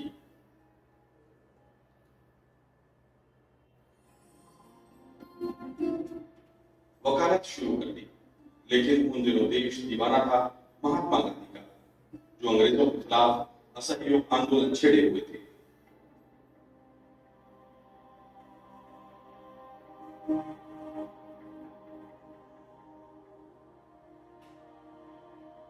राजेंद्र बाबू ने वकालत को ठोकर मार दी और चंपारण में नील किसानों के लिए चलाए गए गांधी जी के सत्याग्रह से खुद को जोड़ लिया। 1934 आते आते वो मुंबई के कांग्रेस अधिवेशन में पार्टी क्या थे पहले, राजेंद्र प्रसाद जी क्या थे, ये पूछा गया है। और ये भी पूछा गया अभी पीएससी में कि वो उन्होंने ऐसे कौन से लीडर, 3-4 का नाम दिया हुआ था, जिन्होंने अपनी वकालत छोड़ दी गांधी जी के मूवमेंट में, और वो दिया हुआ कौन से में, ठीक है। के अध्यक्ष चुने गए। 5 साल बाद नेताजी सुभाष चंद्र बोस ने जब पार्टी के अध्यक्ष पद से इस्तीफा दिया, तो एक बार फिर पार्टी ने राजेंद्र बाबू को कमान सौंपी।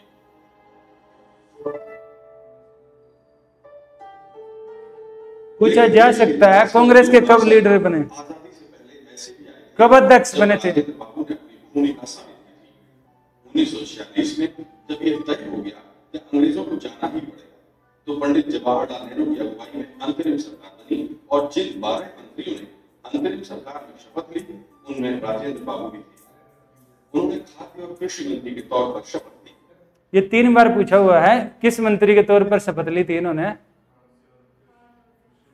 बिल्कुल, फूड एंड एग्रीकल्चर, देश के अगले रूप रंग की तैयारी शुरू हुई। फूड एंड एग्रीकल्चर मिनिस्टर, एक संविधान की जरूरत थी। राजेंद्र बाबू को 11 दिसंबर 1946 को संविधान सभा का अध्यक्ष मनोनीत किया गया। ये जिम्मेदारी उन्होंने तब तक निभाई जब, यह भी पूछा गया है कि कब उनको अध्यक्ष कब किया गया, और दूसरा अंतरिम अध्यक्ष कौन थे। ये संविधान सभा के जो अध्यक्ष थे ये कौन थे, ये पूछा गया है। देश को चलाने के लिए एक नया संविधान नहीं बन गया। इसके बाद भी उनकी भूमिका खत्म नहीं हुई। चुनाव तो हुए नहीं थे, लिहाजा देश को एक राष्ट्रपति भी चाहिए था, और एक बार फिर जरूरत महसूस हुई राजेंद्र बाबू की। 24 जनवरी 1950 सबकी सहमति से उन्हें भारत का पहला अंतरिम राष्ट्रपति चुना गया। इसके बाद जब 1952 में चुनाव हुए तो डॉक्टर राजेंद्र प्रसाद फिर राष्ट्रपति चुने गए। यही नहीं, 1957 में उन्हें एक बार फिर देश की बागडोर सौंपी गई। इस तरह पूरे 12 साल राजेंद्र बाबू देश के इस शिखर पद का मान बढ़ाते रहे। ये एक ऐसा रिकॉर्ड है जो शायद ही कोई दूसरा कभी तोड़ पाए। जब वो राष्ट्रपति पद पर थे तो साल में करीब 6 महीने वो देश का सफर रेल से करते थे। उनकी खास रेल छोटे छोटे स्टेशनों पर रुकती थी और वो आम आदमी से बतियाया करते थे। क्या आज आप इसकी कल्पना भी कर सकते हैं? राष्ट्रपति के तौर पर 12 साल तक काम करने के बाद राजेंद्र बाबू ने खुद राजनीति से संन्यास ले लिया। उन्होंने तय किया कि वो पटना में रहेंगे और दिल्ली के रामलीला मैदान में उनका विदाई भाषण हुआ। इस समारोह में लाखों लोगों ने हिस्सा लिया। देश तो क्या, दुनिया में भी इस तरह का कहीं उदाहरण नहीं मिलता।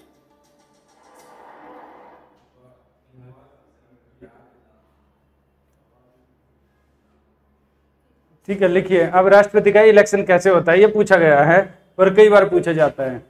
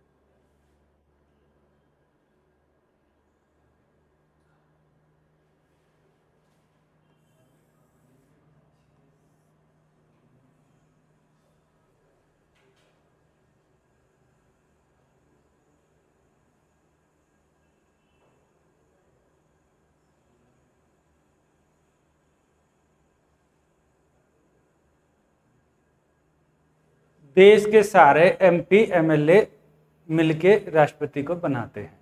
आप उसके इलेक्शन में पार्टिसिपेट नहीं करते हैं क्योंकि नॉमिनल हेड है, इसलिए ज़्यादा खर्च की जरूरत नहीं है। तो हमने क्या किया, प्रदेश को भी रिप्रेजेंट करता रहे, इसलिए हमने हर एक स्टेट के एमएलए और सेंटर में एमपी को इसमें शामिल कर दिया। हाँ, इसमें कुछ एक्सेप्शन है, वो भी आगे लिख लेंगे।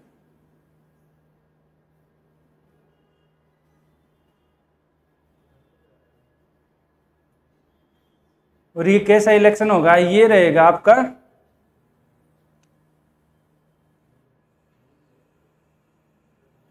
सिंगल ट्रांसफरेबल वोट सिस्टम और सीक्रेट बैलेट। सीक्रेट बैलेट गुप्त मतदान, यानी कि आपने किसको वोट दिया है उसको छुप छुप कर वोट देना है, किसी को दिखाई नहीं दे। होता है ना, सामने एक डिब्बा लगा दिया जाता है, पता नहीं लगे पड़ोसी को भी किसको वोट दिया है।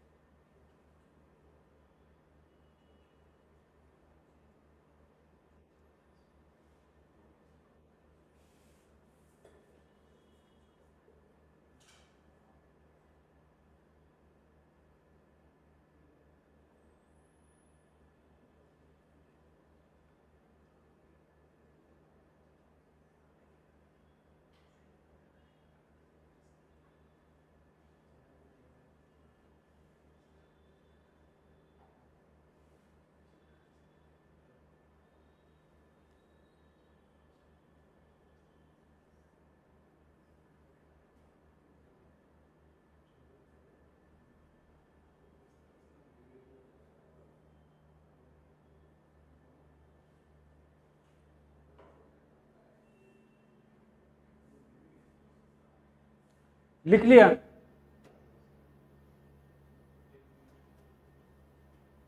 लिख लिया बेटा? लास्ट में हो गया? ठीक है, लिख लेना।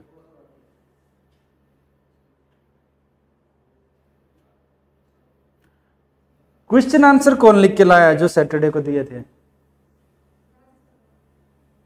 ठीक है, हाँ 2 आप, 3 और बाकी को भी पेपर तो देना होगा ना, तो क्वेश्चन आंसर लिखिए ना।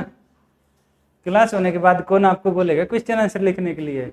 अभी क्लास चल रही है तो मैं आपको बोल रहा हूँ, फिर थोड़े ना बोलूँगा। क्लास हो गई तो आप दूसरे सब्जेक्ट में लग जाएंगे पढ़ने के लिए। लिखिए, साथ साथ पढ़ाई करते रहिए।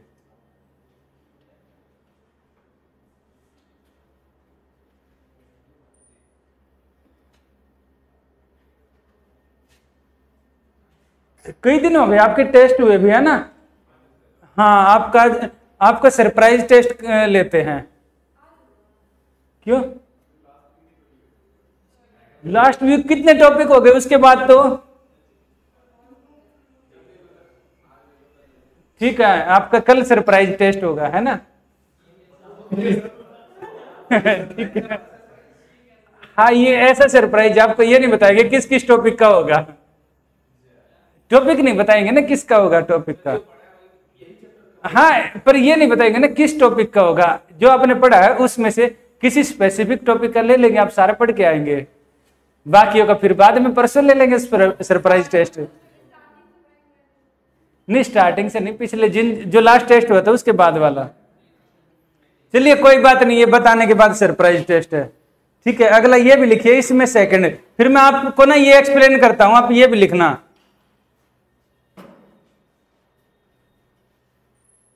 एक बार ये दोनों लिख लेना, मैं आपको ना इसको डिटेल से मैं बताता हूं थोड़ा। फिर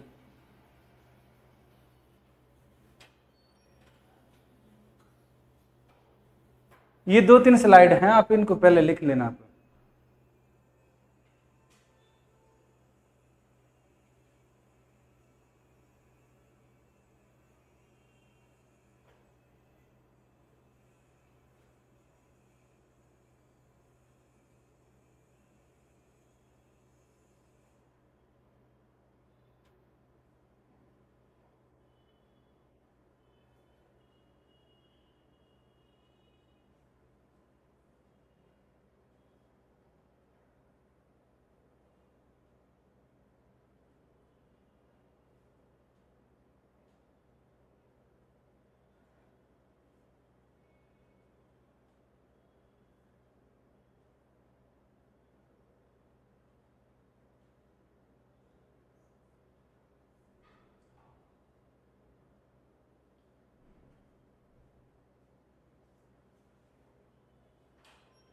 इसको ना सिंगल ट्रांसफरेबल वोट सिस्टम, एकल हस्तांतरणीय मत प्रणाली है, इसको अंडरलाइन कर लेना आप, उससे क्वेश्चन पूछे जाते हैं।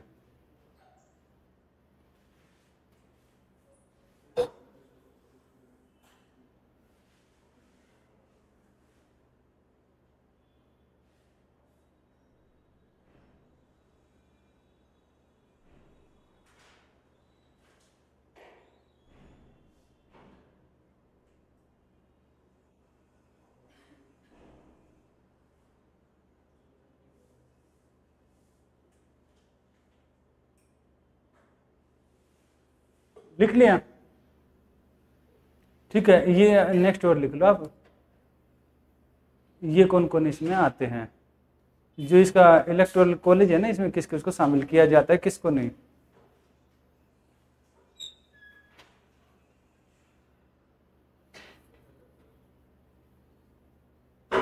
ये सारे ना इलेक्शन से रिलेटेड हैं। इसके बाद जो नेक्स्ट वाली स्लाइड है ना वो लिख लेना, फिर मैं एक्सप्लेन करता जाऊंगा इसको सारे को।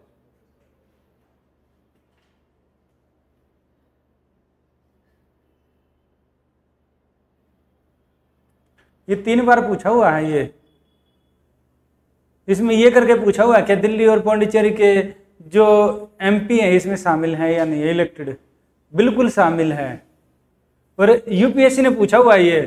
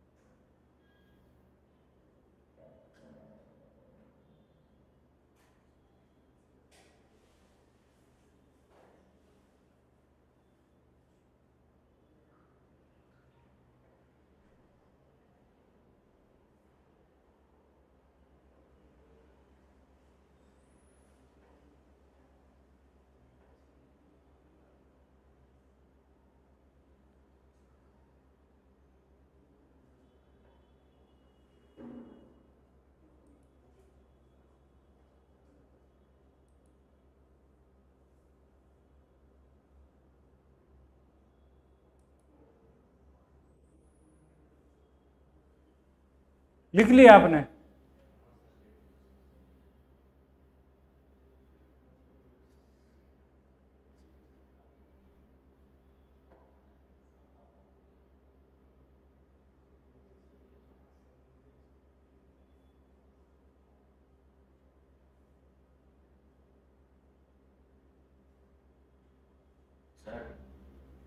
जम्मू अभी स्टेट बना, स्टेट के स्टेशन में आ गया, यूटी है ना, दिल्ली की तरह है। दिल्ली की तरह है, तो वहाँ के भी तो वहाँ के एमएलए भी तो वोट देंगे। तो दिल्ली के भी तो देते हैं ना, बिल्कुल देंगे। हाँ तो कोई बात नहीं, आप उसको लिख सकते हैं।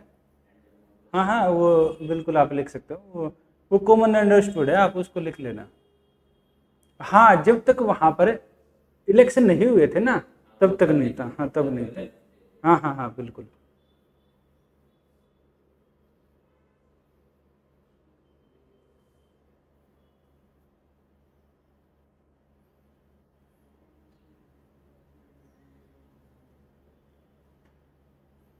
आर्टिकल 71 ये बोलता है कि अगर आपका कोई टॉपिक पूरा नहीं हुआ है तब भी हम सारे टॉपिक का टेस्ट ले सकते हैं।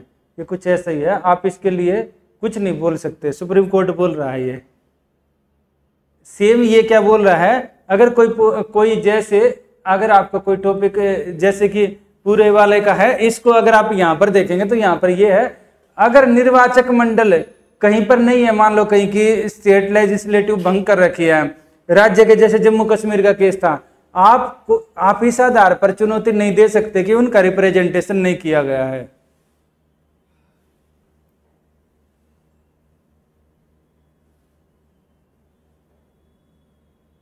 लिख लिया? चलो मैं इनको ना एक एक करके समझाता हूँ डिटेल में। एक लास्ट स्लाइड हो रहा है, उसको और लिख लेना।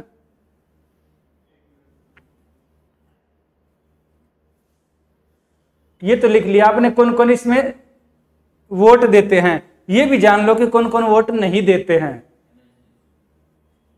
हाँ बिल्कुल, इसके अलावा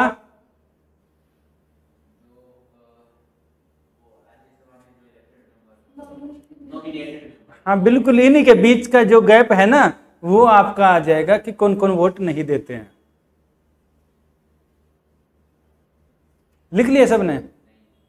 ठीक है, इसको जल्दी से लिख लो।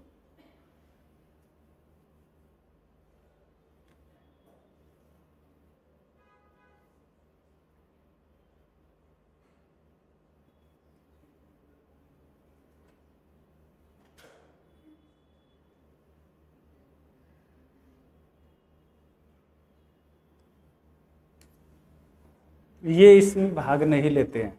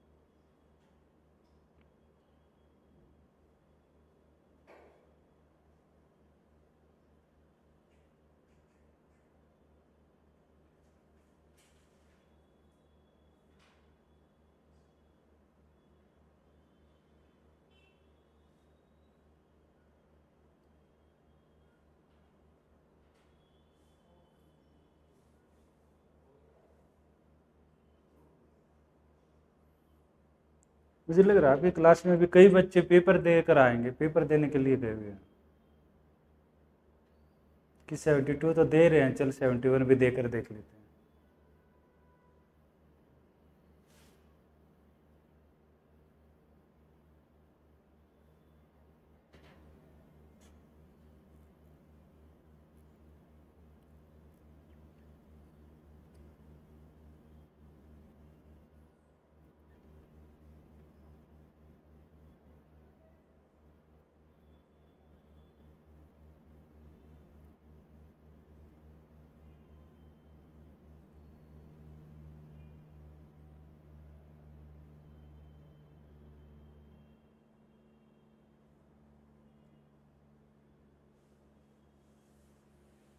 लिख लिया ना?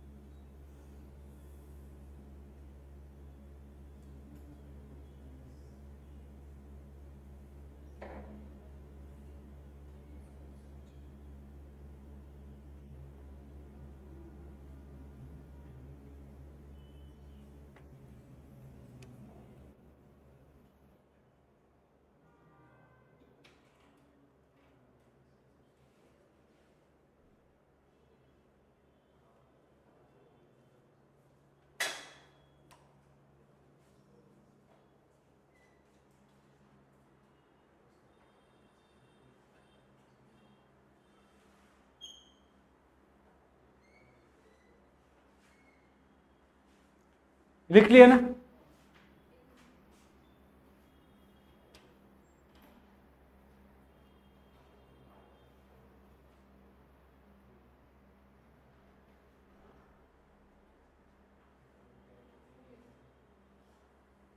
ठीक है,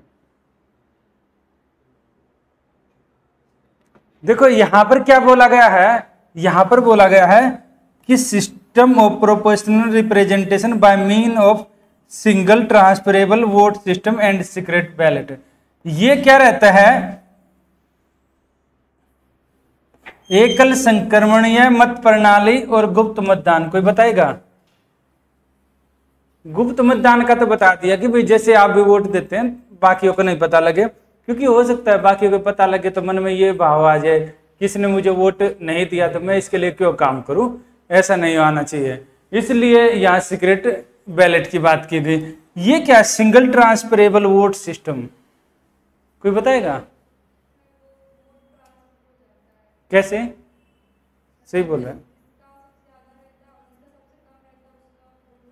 बिल्कुल। यहां पर क्या रहता है, जैसे आप अभी वोट देने जाते हैं तो ये मशीन है ना, तो ऐसे ऐसे करके आपके प्रतिनिधि होके वहां पर रहते हैं, जो आप के रिप्रेजेंटेटिव।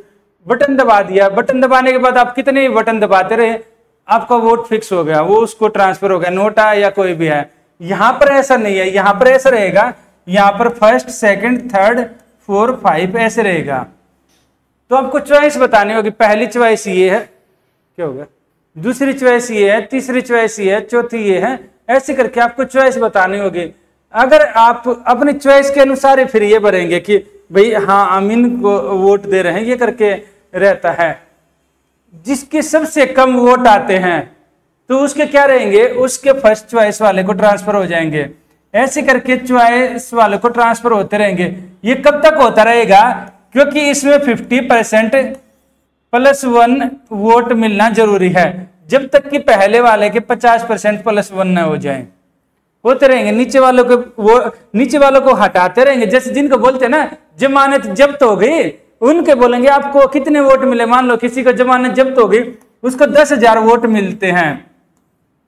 क्यों? वो लास्ट चॉइस था, इसके फर्स्ट वाले को ट्रांसफर हो जाएंगे, सेकंड वाले को हो जाएंगे। ठीक है, मैं आपको इसको डिटेल में समझाता हूं।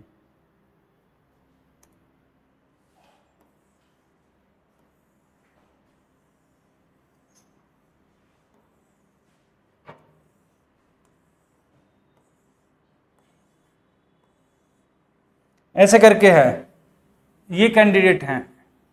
अब अपने अपने नाम बताते जाना। यहां कोई पार्टी के कैंडिडेट खड़े हैं, ABCDEF, ये कैंडिडेट हैं और ये इनके चुनाव चिन्ह हैं। यहाँ चुनाव चिन्ह है, यहाँ कैंडिडेट हैं। अब क्या रहा, अब 1 बाय 1, जिसे इस बच्ची ने बोला और इन्होंने क्या किया, इन्होंने इसको फर्स्ट चॉइस रख दिया, इसको सेकंड रख दिया, इसको थर्ड रख दिया, इसको 4, इसको 5, इसको 6, ये हमने मान लिया राम ने रख दिया। अब श्याम आ गए, श्याम ने वोट दिया।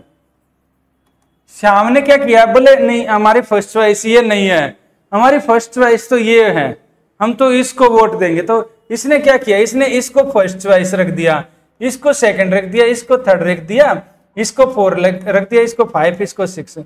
फिर जैसे आप आ गए, भैया आपका वोटिंग की बारी आई, आप क्योंकि उसी क्रम के अनुसार तो आप नहीं पसंद करेंगे ना, आपकी पसंद कुछ और है। जैसे ये आपकी बारी आ गई, ये आप पार्टी नहीं है, ये मतलब आप में से कोई है, तो ये आपको क्या लगा, ये अच्छा नहीं लगा, आप ये मान रहे हैं कि जैसे मान लो यहाँ पर ये है, आपको ये चॉइस है।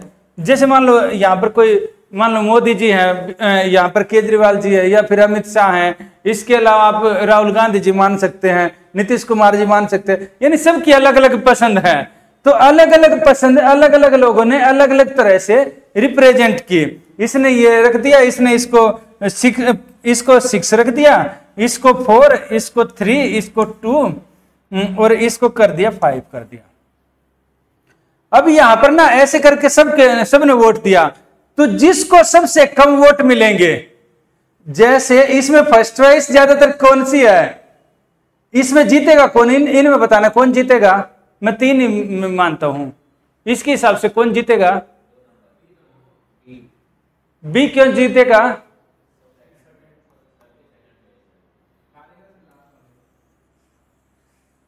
अब फर्स्ट चॉइस तो ये भी है, किसी की ये है, किसी की ये है, किसी की ये है। जब हम नीचे वाले के, जो सबसे नीचे किसके हैं, जिसके 6 वाले हैं, जो 6 नंबर वाला है, हम इसके वोट काटते जाएंगे।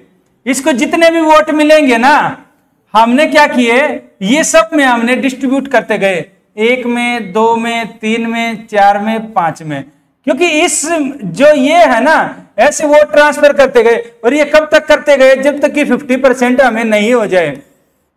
तो अगर वैसे देखा जाए तो ये जीतना चाहिए था, इसके हिसाब से ये जीतना चाहिए था, इसके हिसाब से ये जीतना चाहिए था, पर जीत कौन गया, ये, क्योंकि ट्रांसफर जब करते जाएंगे तो सेकंड वाले के ज्यादा बढ़ जाएंगे वोट। क्लियर है।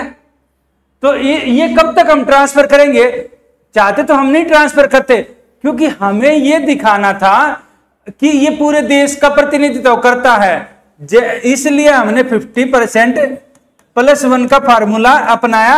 और वो कैसे संभव है, हो सकता है अगर इस हिसाब से चलते तो इसको, जैसे 2 वाले को है, जैसे इसको मिलते मान लो 30% वोट, इसको 20% मिलते, अगर इसके हिसाब से चलते तो 20% को 20% मिलते, तो हम ये बोलते 20% वाला व्यक्ति देश को प्रतिनिधित्व करता है, इसको सब लोगों का तो रिप्रेजेंट कर ही नहीं रहा। जैसे आपके एमएलए होते, मैंने बताया था ना पिछली क्लास में, आपके जो संसदीय क्षेत्र है, जो आपका एमपी होता है, एमपी के जो आपके टोटल वोट है, उनका एक छोटा सा मार्जिन लेकर आपका एमपी जीता है।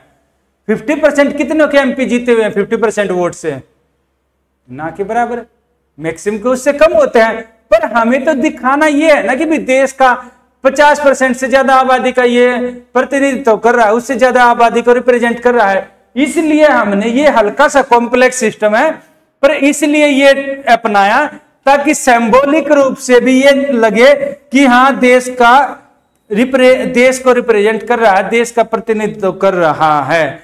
चाहते तो आपकी तरह first past the post system बोलते हैं, जिसको सबसे पहली चॉइस होगी उसी को जिता दे, चाहते तो हम ये भी कर लेते। इतना क्लियर है, क्लियर है। हमने जानबूझकर ये अपनाया ताकि बताए ना, वो बस ये दिखता रहे कि हाँ भाई देश का प्रतिनिधित्व करता है। अब इसमें क्या किया हमने, जो एमएलए हैं, एमएलए का वोट हमने क्या किया, एमएलए के वोट कर दिया जनसंख्या में डिवाइड, ताकि सबके बराबर हो। इसलिए हमने राज्य की जनसंख्या में एक एमएलए के वोट का कितना होगा, जितने उस राज्य की जनसंख्या उसको डिवाइड बाय, जैसे बिहार की जनसंख्या उसको डिवाइड बाय 243 से करके हमने एक इसका वोट सिस्टम निकाल लिया। सेम अब बात आ गई एमएलए का। अब एमपी के वोट की कितनी वैल्यू होगी, क्योंकि हमने एमएलए का तो निकाल दिया टोटल जनसंख्या करके, अगर एमपी का जो वोट है उसकी कितनी वैल्यू होगी, तो क्योंकि देश में अलग अलग जो हैं विधानसभाएं हैं, स्टेट लेजिस्लेटिव असेंबली है, हमने क्या किया, जितने भी एमपी हैं उनको सारे एमएलए को जोड़कर उनको इक्वल कर दिया, एमपी बराबर है एमएलए, ये कर दिया। जितने वोट का कोटा इसका माना जाएगा उतना ही इनका माना जाएगा, कम नहीं माना जाएगा। क्लियर है। अगर मान लो एमएलए है, यहां पर उसको कम वोट मिलते हैं, एमपी के वोट मान लो कम मिले, किसी कैंडिडेट को एमपी के वोट कम मिले, एमएलए के वोट ज्यादा मिल गए, तब क्या होगा? जीतेगा या हारेगा? किसी कैंडिडेट को पूरे देश के सब एमएलए ने जिता दिया, सारे एमएलए ने किसी कैंडिडेट को वोट डाले और दूसरे को डाले सभी एमपी ने, अब कौन जीतेगा? बिल्कुल बराबर रहेगा। अगर इनमें से एक भी एमपी टूट के इधर आ गया तो ये जीत जाएगा, जबकि पार्लियामेंट पूरा पावर लगा लेगी पर पार्लियामेंट का मेंबर नहीं जीत पाएगा। क्लियर है? सेम अगर पूरी जो स्टेट है उन्होंने पूरी ताकत लगा ली, अगर इनमें से टूट के एक भी इधर आ गया तो ये जीत जाएगा। इतना क्लियर है? क्योंकि हमने इक्वल वेटेज दे दी ना भाई, जितना महत्व हमने पार्लियामेंट को दिया इतना ही हमने स्टेट को महत्व दे दिया, सिंपल बोला जाए तो। इसलिए हल्का सा हमने ये थोड़ी सी कॉम्प्लेक्स कर दी जानबूझकर, ताकि पूरे देश में सबके वोट लगभग बराबर रहे और पूरे देश का प्रतिनिधित्व करे। इसलिए अब अगला है कि इसमें से जैसे आप मान लो किसी राज्य में इमरजेंसी लगी हुई है, हमने बोला एमपी और एमएलए के बराबर हो गए। मैंने आपको यही एग्जांपल दिया ना, पूरी पार्लियामेंट ने एक तरफ वोट डाला, सभी एमएलए ने एक तरफ वोट डाला, जितने एमपी के वोट होंगे ना पूरे देश के एमएलए के वोट भी उतने ही बराबर माने जाएंगे रेशियो में। हमने ये माना, अभी क्या हुआ, किसी स्टेट में इमरजेंसी लगी हुई है और वहां के वोट नहीं पड़े हैं, इस वजह से ये एक वोट से जीत गया, तो अब डिस्प्यूट हो जाएगा। बोलेंगे अरे आपने तो जानबूझकर हमारे स्टेट में इमरजेंसी लगा दी थी, क्योंकि आप आर्टिकल 356 का यूज करके राज्यपाल ने क्या किया, रिकमेंडेशन भेजा राष्ट्रपति को, राष्ट्रपति ने क्या किया, बोला कि ठीक है इमरजेंसी लगा दो। क्यों? क्योंकि इनको पता था कि ये मान ले कांग्रेस पार्टी हर एक राज्य में, सेंटर में है बीजेपी, इनको ये था कि कांग्रेस पार्टी का राष्ट्रपति बन जाएगा, तो इन्होंने क्या किया, इमरजेंसी लगा दी। तो ये क्या करेंगे, आपको लग रहा है ये कोर्ट में नहीं जाएंगे? इनको लग रहा है कि ये क्वेश्चन मार्क नहीं लगाएंगे, भाई हमारा कैंडिडेट जीत जाता, पर आपने तो जानबूझकर हमारे स्टेट में इमरजेंसी लगा दी। तो यहां पर यही कहा है आर्टिकल 71 में, जितने भी डिस्प्यूट होंगे ना सारे के सारे पहली बात तो सुप्रीम कोर्ट में सुलझाए जाएंगे। दूसरा, अगर किसी राज्य में इमरजेंसी लगी है, इस वजह से कांग्रेस का या किसी भी पार्टी का कैंडिडेट हार जाता है, क्योंकि उस राज्य के एमएलए के वोट मिले नहीं, तो इसलिए एक वोट से हार गया, एक वोट से सरकार भी गिरी है, तो एक वोट से ये भी हार गया, तो आप इसको हारा हुआ मानेंगे, ये नहीं मानेंगे कि जीत गया, क्योंकि यहां पर दिया है ना dispute raised on the ground any vacant electoral college, निर्वाचक मंडल के रिक्त के आधार पर इस तरह का कोई विवाद नहीं उठाया जा सकता। क्योंकि क्या रहता है ना देश में, देखो हमेशा याद रखना कहीं ना कहीं इमरजेंसी लगी रहती है, ऐसे तो राष्ट्रपति के इलेक्शन ही नहीं हो पाएंगे। अभी कुछ समय पहले जम्मू कश्मीर में लगी थी, अभी कहीं और लग जाएगी, फिर कहीं और लग जाएगी, ऐसे तो पता लगा राष्ट्रपति के इलेक्शन लटके रह गए।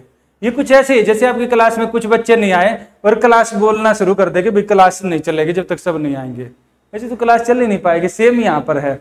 अगला है कि इसमें कौन कौन पार्टिसिपेट नहीं करते, जो लोकसभा राज्यसभा के कौन से मेंबर हैं, नॉमिनेटेड मेंबर क्यों इसमें पार्टिसिपेट नहीं करते हैं,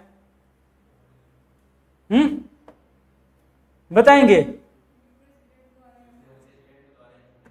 तो फिर उससे क्या फर्क पड़ता है? पक्का बिल्कुल ऐसे ही रहता है भाई। जिसने कई बार होता है ना, जिसने मुझे नौकरी दिलवाई हम तो उसी का फेवर करेंगे। जैसे आपको कोई सरकार आए, आप सबको एसडीएम बना दे, बोले ठीक है अच्छी सरकार है, तो सेम ये रहेगा ना, सेम यहाँ पर, इसलिए सेम राज्यों के हैं, राज्यों के भी रहेंगे। इसके अलावा क्योंकि इसके अलावा जो अपर हाउस है उसके मेंबर नहीं रहेंगे, क्योंकि पता लगा कुछ तो राज्यों में ज्यादा सीटें मिल गई, बिहार को ज्यादा मिल गई, इसके अलावा आंध्र प्रदेश को ज्यादा मिल गई, तो यानी कि जो अपर हाउस है उनके मेंबर नहीं रहेंगे, क्योंकि पूरे देश में एक रूपता बनी रहे, यूनिफॉर्मिलिटी बनी रहे, इसलिए करके लोअर हाउस के रहेंगे। और दिल्ली और जो पौंडीचेरी है इसके भी नॉमिनेटेड मेंबर नहीं रहेंगे। क्लियर है? अब हम बात करते हैं इसके आगे कि राष्ट्रपति बनने के लिए क्या कुछ चाहिए? आप में से कौन कौन राष्ट्रपति बनने के लिए एलिजिबल हैं? क्या चाहिए? क्या आप राष्ट्रपति बनना चाहेंगे? बिल्कुल। तो ये है, देश का नागरिक होना चाहिए, 35 साल उम्र होनी चाहिए। लिख लो।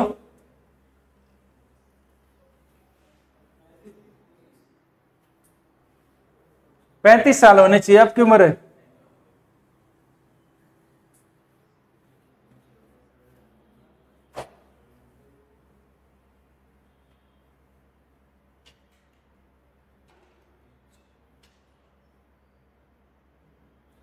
तीस नहीं है, 35 है।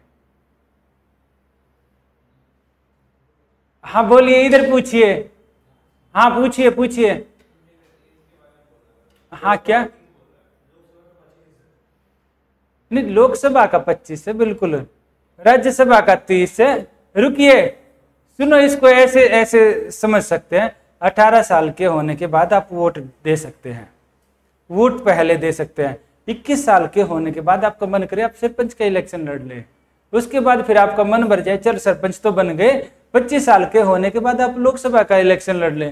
फिर बोले नहीं यहाँ तो ज्यादा शोर शराबा हो रहा है, 30 साल के हो गए तो आप राज्यसभा का इलेक्शन लड़ लें, अपर हाउस का, और उससे ज्यादा उम्र हो जाए तो आप राष्ट्रपति उपराष्ट्रपति बन जाइए 35 साल का होने के बाद। ठीक है ना? याद रहेगा ना अब इस सीक्वेंस में? है मिलेगा आपको, हर बार आपकी पेंशन बनेगी, इससे ज्यादा क्या चाहिए आपको?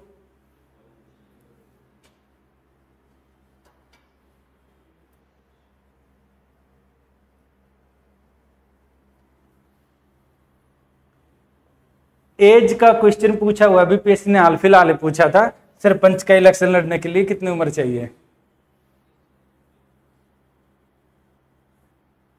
ये है सिटीजन ऑफ इंडिया। ये कहीं नहीं लिखा है कि इंडिया में ही बोर्न होना चाहिए। भारत का नागरिक है, कहीं से भी आके रहा है, कोई फर्क नहीं पड़ता, इंडिया का सिटीजन होना चाहिए। अमेरिका में अमेरिका का जन्म से नागरिक होगा, वही अमेरिका का राष्ट्रपति बनेगा। उम्र है 35 साल।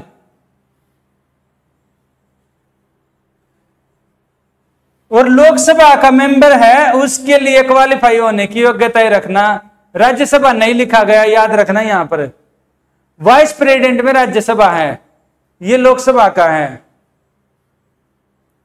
लाभ का पद जो मैंने बोला था ना आपको कि इसके अंदर सरकार ने कुछ पदों को शामिल कर रखा है, कुछ को शामिल कर लेती, कुछ को नहीं, ये सरकार अपने अनुसार करती रहती है, तो उनको लाभ का पद माना गया है। इसके अलावा 50 कैंडिडेट ऐसे होने चाहिए जो एमपी हैं, जो नामांकन पत्र पर हस्ताक्षर करें। 50 इलेक्टोरल होने चाहिए, 50 सेकेंडरी होने चाहिए जो प्रपोजल करे। यानी 50 लोग ये बोले एमपी आपको कि ठीक है आप हमारी तरफ से कैंडिडेट हैं।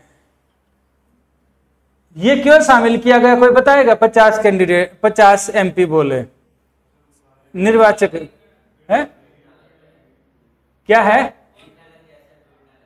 वैसे पहले ये नहीं था, बाद में शामिल किया गया था। उसके पीछे यही रीजन था, एक व्यक्ति था, उसने पहले सरपंच का इलेक्शन लड़ा, हार गया, फिर उसने एमएलए का लड़ा, वहां से हार गया, फिर एमपी का लड़ा, वहां से हार गया। सोचे कि अब एक ही मिला, एक ही बच्चा है, उसको भी लड़ लेते हैं जिंदगी में। फिर उसने प्रेसिडेंट ऑफ इंडिया का इलेक्शन लड़ा, तो बोले कि बहुत ज्यादा डिफेम हो गई पोस्ट। अब वो जो भी बोलेगा हर चीज सुनेगा ना मीडिया। आप राष्ट्रपति के इलेक्शन में खड़े हो जाइए, मीडिया आपके चारों तरफ घूमेगा और आप बोल देना कि करप्शन हो रहा है देश में। तो ये पोस्ट ऐसी है बहुत ऊपर की, इसलिए यहां पर रखा गया 50 लोग आपकी उम्मीदवारी को समर्थन करें और 50 लोग हाँ बिल्कुल हम इसको मानते हैं। और लोग कौन? जो इसके इलेक्टोरल वाले हैं, वो वाले इसके वोटर, और इसके वोटर हैं एमएलए एमपी।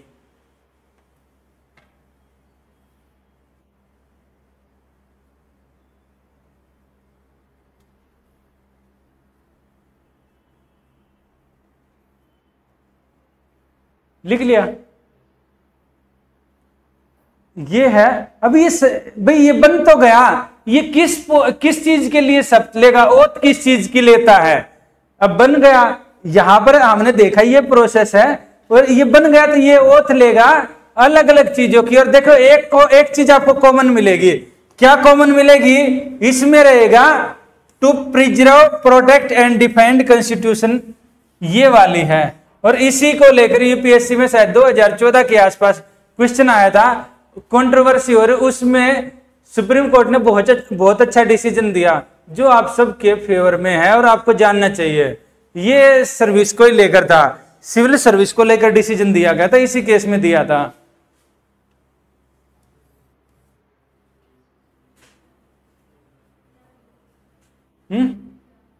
हाँ डिसीजन ठीक है, एक बार लिख लो, मैं बताता हूं डिसीजन क्या दिया था। और इसको पद के शब्द कौन दिलाते हैं? Chief justice. अगर वो नहीं है तो सुप्रीम कोर्ट के सीनियर मोस्ट जज। ये पूछा गया है, ये बहुत बार पूछा जाता है। और क्वेश्चन ना उस टाइम यहां से बना दिया सेकंड वाले पॉइंट से।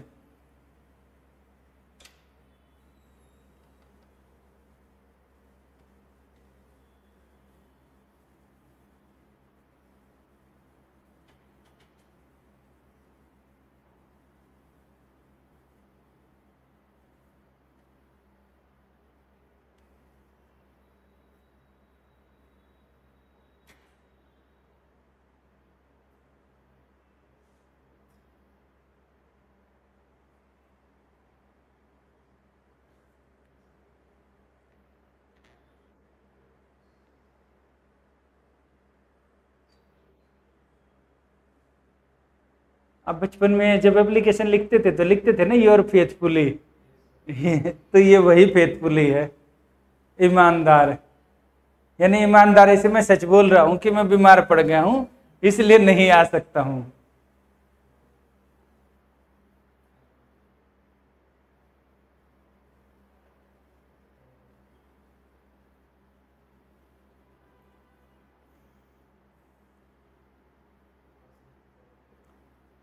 लिख लिया?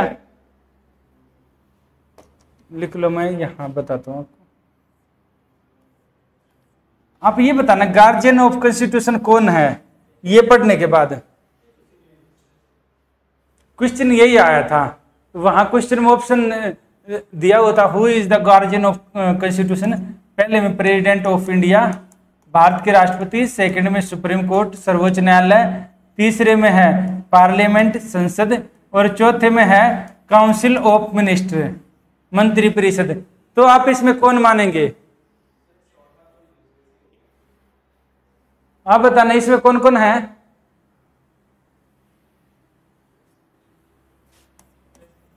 भारत के राष्ट्रपति, दूसरा है यहां पर है न्यायालय या सर्वोच्च न्यायालय,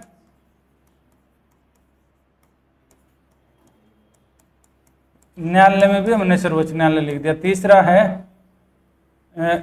अच्छा ये भारत के राष्ट्रपति तो यहां आ जाएगा, भारत के राष्ट्रपति, यहां है पार्लियामेंट संसद, यहां पर है काउंसिल ऑफ मिनिस्टर, का मतलब आ जाएगा आपका मंत्रिपरिषद। इनमें से कौन सा ठीक रहेगा बताना आप। आंसर यही क्वेश्चन आया था, इसी के ऊपर डिबेट हुई थी और तभी क्वेश्चन गया था आपका सुप्रीम कोर्ट में। यहां पढ़ने के बाद आपको क्या दिख रहा है? तो क्या रहेगा इसका आंसर? कौन कौन स्टूडेंट प्रेसिडेंट बोल रहे हैं, हाथ उठाइए। ठीक है, बाकी आप दोनों बेटा आप क्या मानते हैं? प्रेसिडेंट। और किशन आप इसका आंसर क्या मानते हैं? हैं?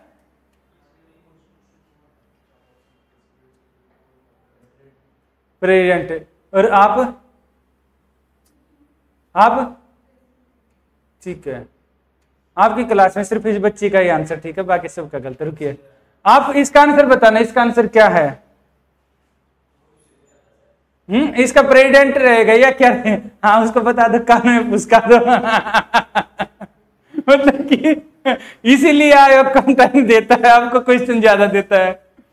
तो इसका क्या है, जैसे इस बच्ची का ठीक है, यहाँ पर जो आंसर रहेगा यहाँ पर है, उन बच्चे ने शुरुआत में बताया था प्रेसिडेंट वाला, इसका आंसर रहेगा सुप्रीम कोर्ट। क्या हुआ मैक्सिमम क्या हुआ, एक एक क्वेश्चन पर पता है 2-3 हजार बच्चे ऊपर नीचे हो जाते हैं। और कई बार ऐसा है, आप देखना यूपीएससी में ना कई बार ऐसा मिलेगा आपको, जो टॉपर है ना 0.25 0.33 से उनका पास हुआ है प्रीलिम से, ऐसा होगा यूपीएससी के टॉपर मिलेंगे। तो वहां क्या हुआ, एक एक क्वेश्चन से 2-3 हजार स्टूडेंट ऊपर नीचे हो जाते हैं, जिसका लास्ट अटेम्प्ट होगा या वो पूरा जोर लगा देगा इसको प्रूव करने के लिए, ये राष्ट्रपति है। तो वहां क्या हुआ, उन्होंने ये दिखाया, और जो कई सारे प्रोफेसर थे और वो भी बोल रहे नहीं राष्ट्रपति होगा। तो फिर बोले कि कोर्ट में केस गया, कोर्ट में बोला, अब कोर्ट में सुप्रीम कोर्ट में क्या किया यूपीएससी ने, उसने दलील दी, बोला देखो बात ऐसी है, हम मानते हैं बिल्कुल संविधान में लिखा है प्रेसिडेंट ऑफ इंडिया है, बोला हम पेपर किस चीज का ले रहे हैं, आपके सिलेबस में क्या लगा रखा है, इधर ध्यान दीजिए, ये आप सबके लिए काम का है। आपके सिलेबस में क्या लगा रखा है, लिखा है ना जनरल स्टडीज, यही तो लिखा है ना सिलेबस में। और क्वालिफिकेशन क्या है, कोई भी पढ़ा लिखा ग्रेजुएट, कहीं लिखा है पीएचडी, कहीं लिखा है नेट जेआरएफ क्वालिफाइड, कहीं रिसर्चर लिखा है। जब ऐसा नहीं लिखा है, ये लिखा है, तो क्या रहेगा, हम मानेंगे जो नॉर्मल पढ़ा लिखा है। और नॉर्मल पढ़ा लिखा क्या रहेगा, या तो वो एनसीईआरटी टाइप की किताबें पढ़ता होगा, या जनरल साइंस में जो जनरल कंक्लूजन निकलेगा, जो जनरल, जिनको आप स्टैंडर्ड बुक्स बोलते हैं ना, जनरल टाइप की किताबें, वो रहेगा। कोई किताब, कोई गाइड नहीं, याद रखना, जैसे डीडी बसु, सुभाष कश्यप करके ये जनरल किताबें या एनसीईआरटी। और उनमें क्या बोला गया है, उनमें सीधे सीधे लिखा गया है कि यहां पर क्या है, जुडिशरी है, जुडिशरी। और जुडिशरी में ही हम सुप्रीम कोर्ट मान सकते हैं, इसलिए हम इसको खारिज करते हैं। तो कोर्ट ने बोला बिल्कुल सही बोला आपने, तो कोर्ट उससे एग्री हो गया। और यही जजमेंट फिर ये हुआ, जब बीपीएससी में भी देखिए स्टूडेंट ना केस करते हैं, आपने पता है ना, बीपीएससी, स्टेट पीसीएस में, यूपीएससी में, सब में केस करते हैं। कुछ स्टूडेंट के नंबर बढ़ जाते हैं, केस करने से पहले होता है, क्वेश्चन कई बार गलत दे देते हैं उनके आंसर आयोग। फिर क्या रहेगा, स्टूडेंट ने अप्लाई किया कि नहीं इसका ये ठीक होगा, एविडेंस के रूप में आपने भेजा, तो वहां किस चीज में मानेंगे, या फिर केस में डिसीजन तब आपके फेवर में आएगा जब आप बेसिक जनरल अंडरस्टैंडिंग के बेस पर आंसर लगाएंगे। और यही आपको एक ऑप्शन देती है, जब भी आपका एग्जाम होगा तो जो 4 ऑप्शन होते हैं ना, खासकर प्रीलिम्स में, प्रीलिम्स टेस्ट पीटी लेवल पर जो भी आपके 4 ऑप्शन होंगे ना, उसको 10 बार मत पढ़िएगा, याद रखना। अगर आपने उस क्वेश्चन को ये सोचने लगे ना, नहीं इसका ये भी हो सकता है, क्वेश्चन इसका दोनों जा सकते हैं, अब गहराई से समझने लगेंगे ना, वहीं पर कबाड़ कर दिया। क्यों, आप तो जीएस का पेपर दे रहे हैं, इसलिए जो पहली बार में जो ठीक लगे ना, मैक्सिमम टाइम आप उसी को ठीक मान के चलना, वही आपका आंसर ठीक रहेगा, बाकी वो नहीं मानना है डिटेल में। आज के लिए इतना ही, नेक्स्ट क्लास में मिलते हैं, आगे का पढ़ेंगे। यहां तक क्लियर है?